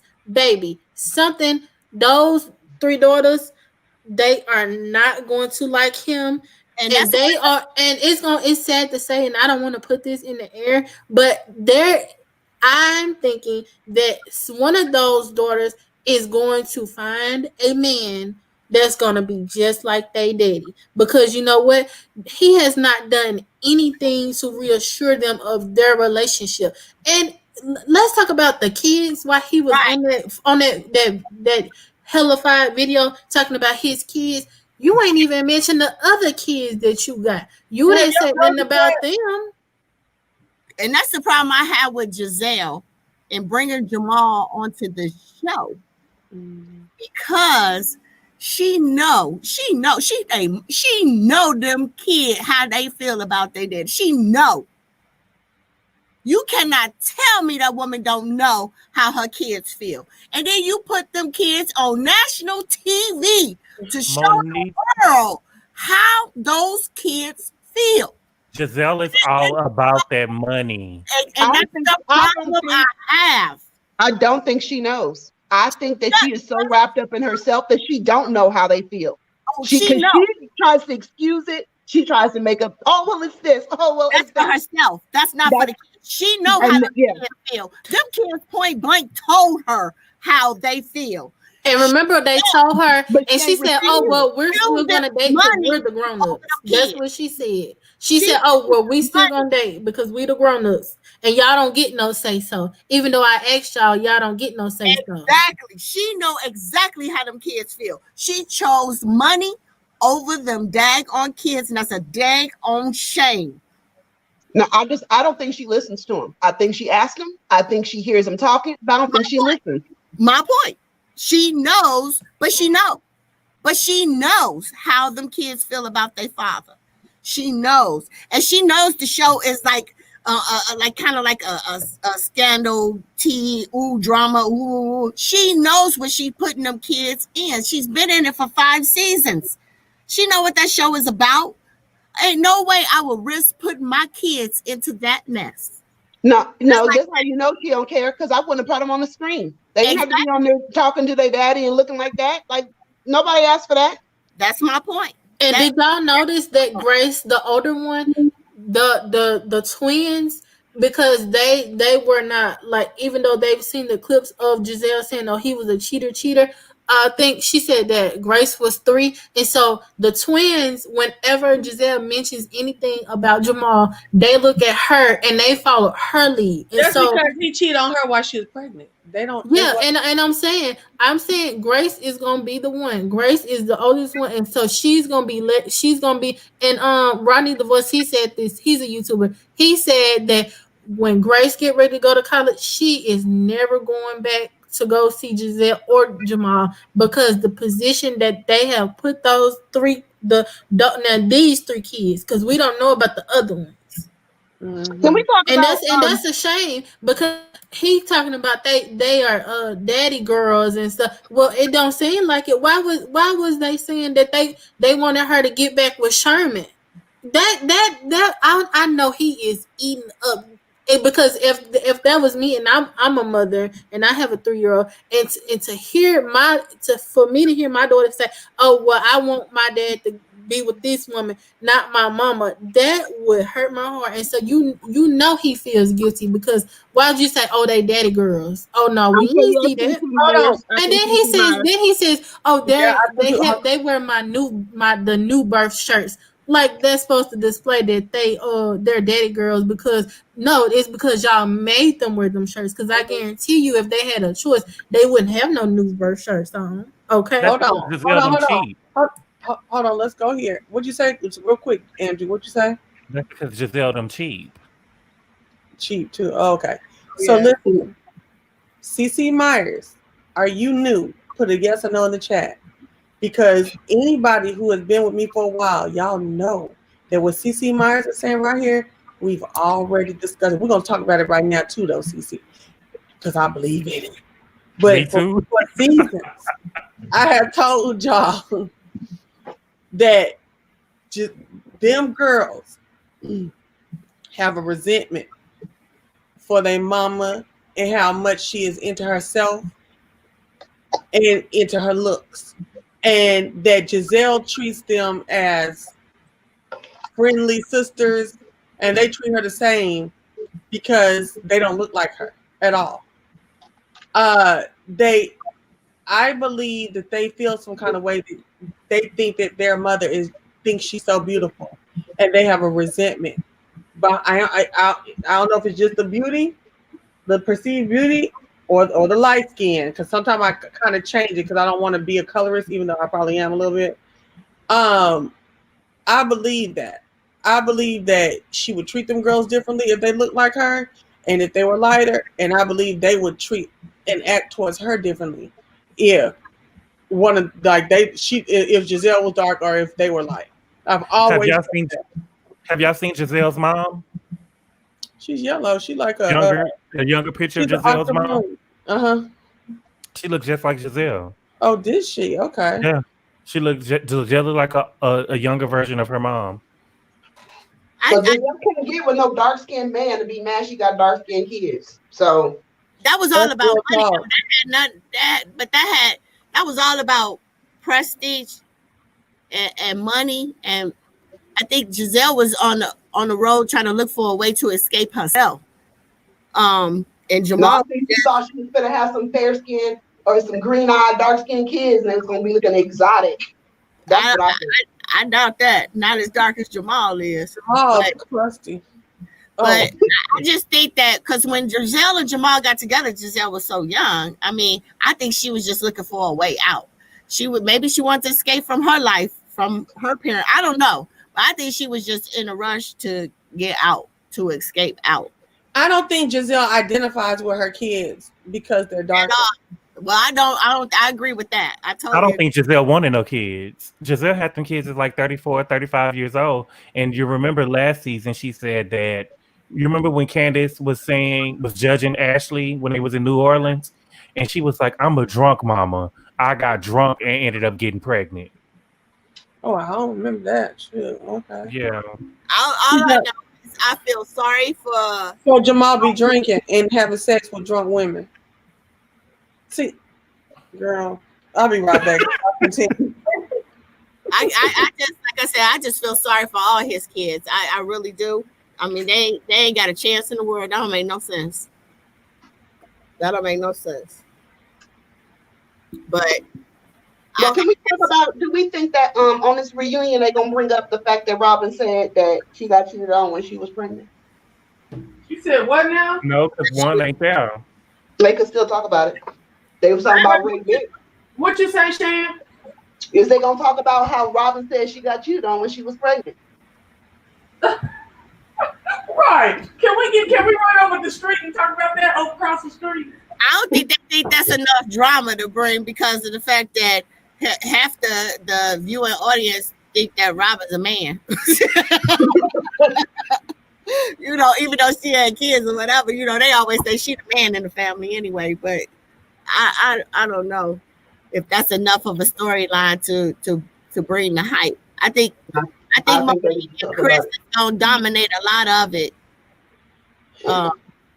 And no, they didn't talk about it because she always want to talk about somebody else, and she looking at Ashley like, "What you still there for? You over there taking more rings and losing more money." So did y'all see how Robin gonna sit up there and say, "You better be glad that Juan wasn't here"? I guess that's when Chris gets upset and stuff like that. Yeah, but the way they portrayed it, that's why the show is an hour and a half long. But I think it's two topics that's gonna really dominate it, which is Darby Michael and his flirtatious ways. Because I think Andy gonna ask that question about the viewing audience want to know. But he's not gonna even be there though. I know, but they still gonna bring it up to Michael. Oh no, Michael's not gonna be there. Good night, y'all. Gotta get up. Okay. Thank you, Mimi. Come by again. You know you always this is home, so she gotta come home. So it's only gonna be Chris and Chris versus what's Monique? Not Monique. Both of their names Chris. You're right. It's just gonna be the two. It's gonna be Chris, and Ray. Okay, well, you know Ray ain't gonna say nothing. And you know Titty Sucker, Wendy's husband, Eddie. He ain't gonna have much. Eddie just be sitting up looking like a simp, just smiling at everybody. I'm just so happy to be here. Yeah, I know Monique's part is gonna take up a lot because it's a lot of really unresolved things going on. They really what's unresolved is her embarrassment. That's it. You know. Monique? Oh, I thought she said Candiace. My bad. No, I'm talking about Monique. Yeah, they got. It's a lot of unresolved. Cause I think Andy's still trying to figure out if he should put his input in whether Monique stay or go. Because the way his questions were is to try and figure out where's the viewing audience at. Are they with getting rid of Monique or are they with getting rid of Candiace? They can't get rid of Monique. That's the only person they've been talking about is Candiace and Monique this whole damn time. Anybody else has nothing going on. And a lot of people said they couldn't get rid of Nene and she gone. So I don't think Nene that Monique get rid of herself though. I agree. And they feel the same way about Candiace and Monique, because you could tell by the questions that Andy asked, like when he got on Candiace about her tweets and stuff, and Candiace ain't stopped. She ain't still tweeting, Instagram live, and everything else. So she ain't stopped. So she ain't listening to Andy. I don't think that they should get rid of Monique because of the fight. But if he doesn't get rid of Monique, he's gonna have to think about what's gonna happen when these girls get into an argument with her, right? He has to think about what people are gonna be holding on them and shit, and just in case she pop off, you know what I'm saying?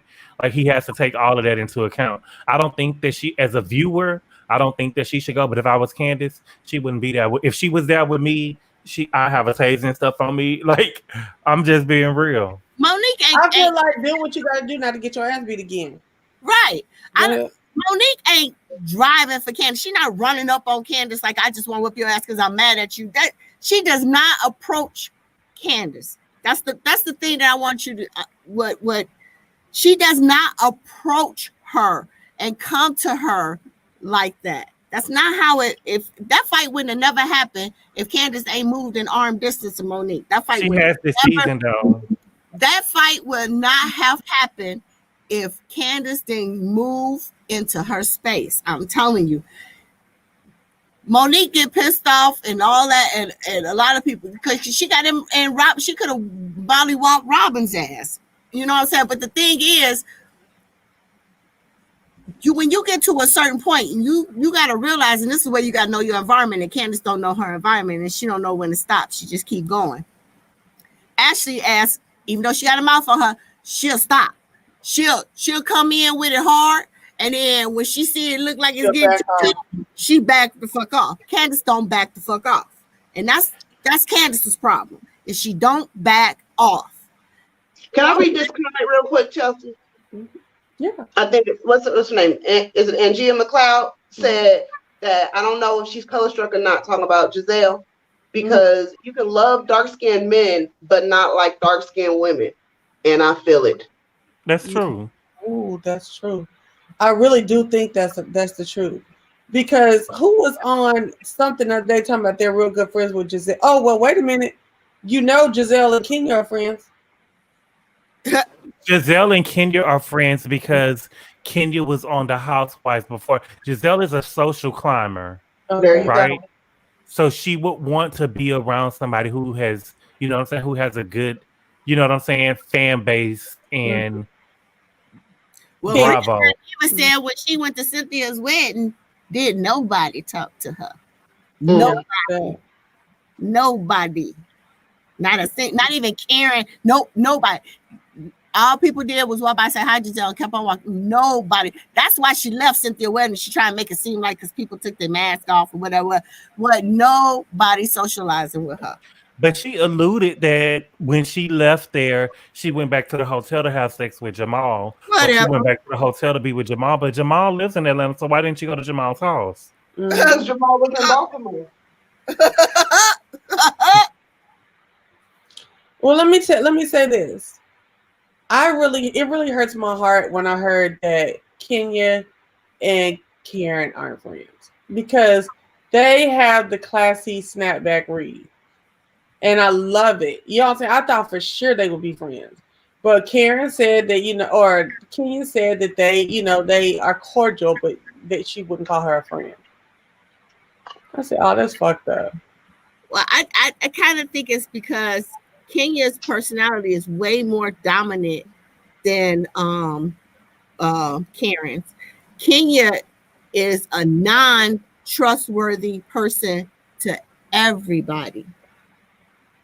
She is not trustworthy. Yeah, I have to agree with that. I've always been the president of Team Twirl from the beginning, from weeks before she even got on the show, like months when we first heard. I've been like all about Kenya, and I do think Kenya has done a lot of fucked up shit, not no more than anybody else. But I also feel as though Kenya fucked up royally with me with that Cynthia shit at her engagement last year. Like I say, look at her alliance. Every person that she got into an alliance with, she has backstabbed people in her own alliance. So I mean, she has believe me, her Cynthia, Candy, whatever, they just cordial. They just okay. We're gonna be cordial. Whatever. Oh, I know Candy ain't really Kenya friend, but I do think Cynthia is her friend. Cynthia ain't either. Cynthia, they all just sitting up there just to be cordial with her. They do not trust her at all. At all. They do not trust her. She is not trustworthy. So it just looks better when you got more in your alliance. So if we all pretend to be friends and act like we're still together, and everything is cool, okay, we look like the stronger alliance over here. But don't nobody trust Kenya at all. And that's when Kenya showed her hand, was at Cynthia's engagement at the winery when he proposed to her that day. That show right there that she ready to just throw the mess in at no matter what, at whose cost and whatever, because she knew daggone well she shouldn't have made that comment to try and spoil the engagement. Yeah, I still like Kenya, but yeah, that did make me be like, hold up, Wayne. Now you didn't did it now. You know what I'm saying? About that damn engagement. Andrew, do you have anything to say about any of this? About the engagement? Mm-hmm. No. About like the friends between the shows and stuff like that. I think that Kenya doesn't like Karen's position this season with Monique because of what happened to her. Okay. That's a good possibility too. All the more reason why Giselle really don't like Porsha because she team Monique. And see, Giselle will right there. Giselle don't like Porsha, but see how she be faking it on the show. No, they gotta fake it on the show. Exactly. They gotta fake it on the show, and they gotta fake it on the show. It's crazy. But go ahead, Chelsea, go to sleep. We out. Go ahead. Let Nikki finish. Nikki, if you don't know, because I think you're new, I goes to sleep. Okay. Look, I subscribed. That day, you did the Ain't No Way. I subscribed. It became thank you. Yeah, woke me up. Thank you. Yeah, I enjoyed it and everything. So I made a point of to get on with you today. I made up. I said, "Well, I gotta see. I gotta see." You know. And I thank you. I thank you. You're welcome. Whenever I do these reviews, sometimes when I talk about other topics, I do invite people on, so you're always welcome to come through. I will. I appreciate it. I had a good time with you guys. Like I said, I like the difference of opinion because, like I said, for the true tea, I don't give a fuck about none of these women. They don't put no money in my pocket. It's just fun, talking about it or whatever. But I enjoyed it. Thank you guys. I wish you guys well. God bless you guys. Oh, you too. And we'll see you soon, right? Right. As soon as I get my notification bell. Okay, cool. All right, y'all. Look, thank you, Shan. Thank you, Andrew. Y'all always a part of the panel. Y'all stay on here with me. I appreciate it. Y'all go all night with me until I go to sleep, and I appreciate y'all telling me to get my ass on up out of here. So, y'all, thank y'all. Good night, Chelsea. Good night, Shan. Good night. Good night, Andrew. All right, good night, Bonafides and chat. Love you. We'll get to this another time. We got to come see number 3. And I'll be off next week, too, so we can go all night again. Did y'all like this in the comment section? Will y'all let me know? Did y'all like having the live viewing first and then having the actual, interactive discussion? Let me know. Put a 1 if you liked it. This is the format you like. Put a 1 in the chat. Ooh, sorry, y'all. I had to take this too hot up in here for that. Oh, y'all leaving. Put a 1 in the chat real quick. Or a 2 if you don't. Y'all do? Okay, I see. What's up, L'Oreal? Tamara? Ms. I already said, what's up, Ms. Mo? Okay, cool. We'll do it again. All right, especially when I'm off. So, all right, y'all. I'll talk to y'all soon. Bye. And remember, they may not buy in, but they will. Look on. Deuces.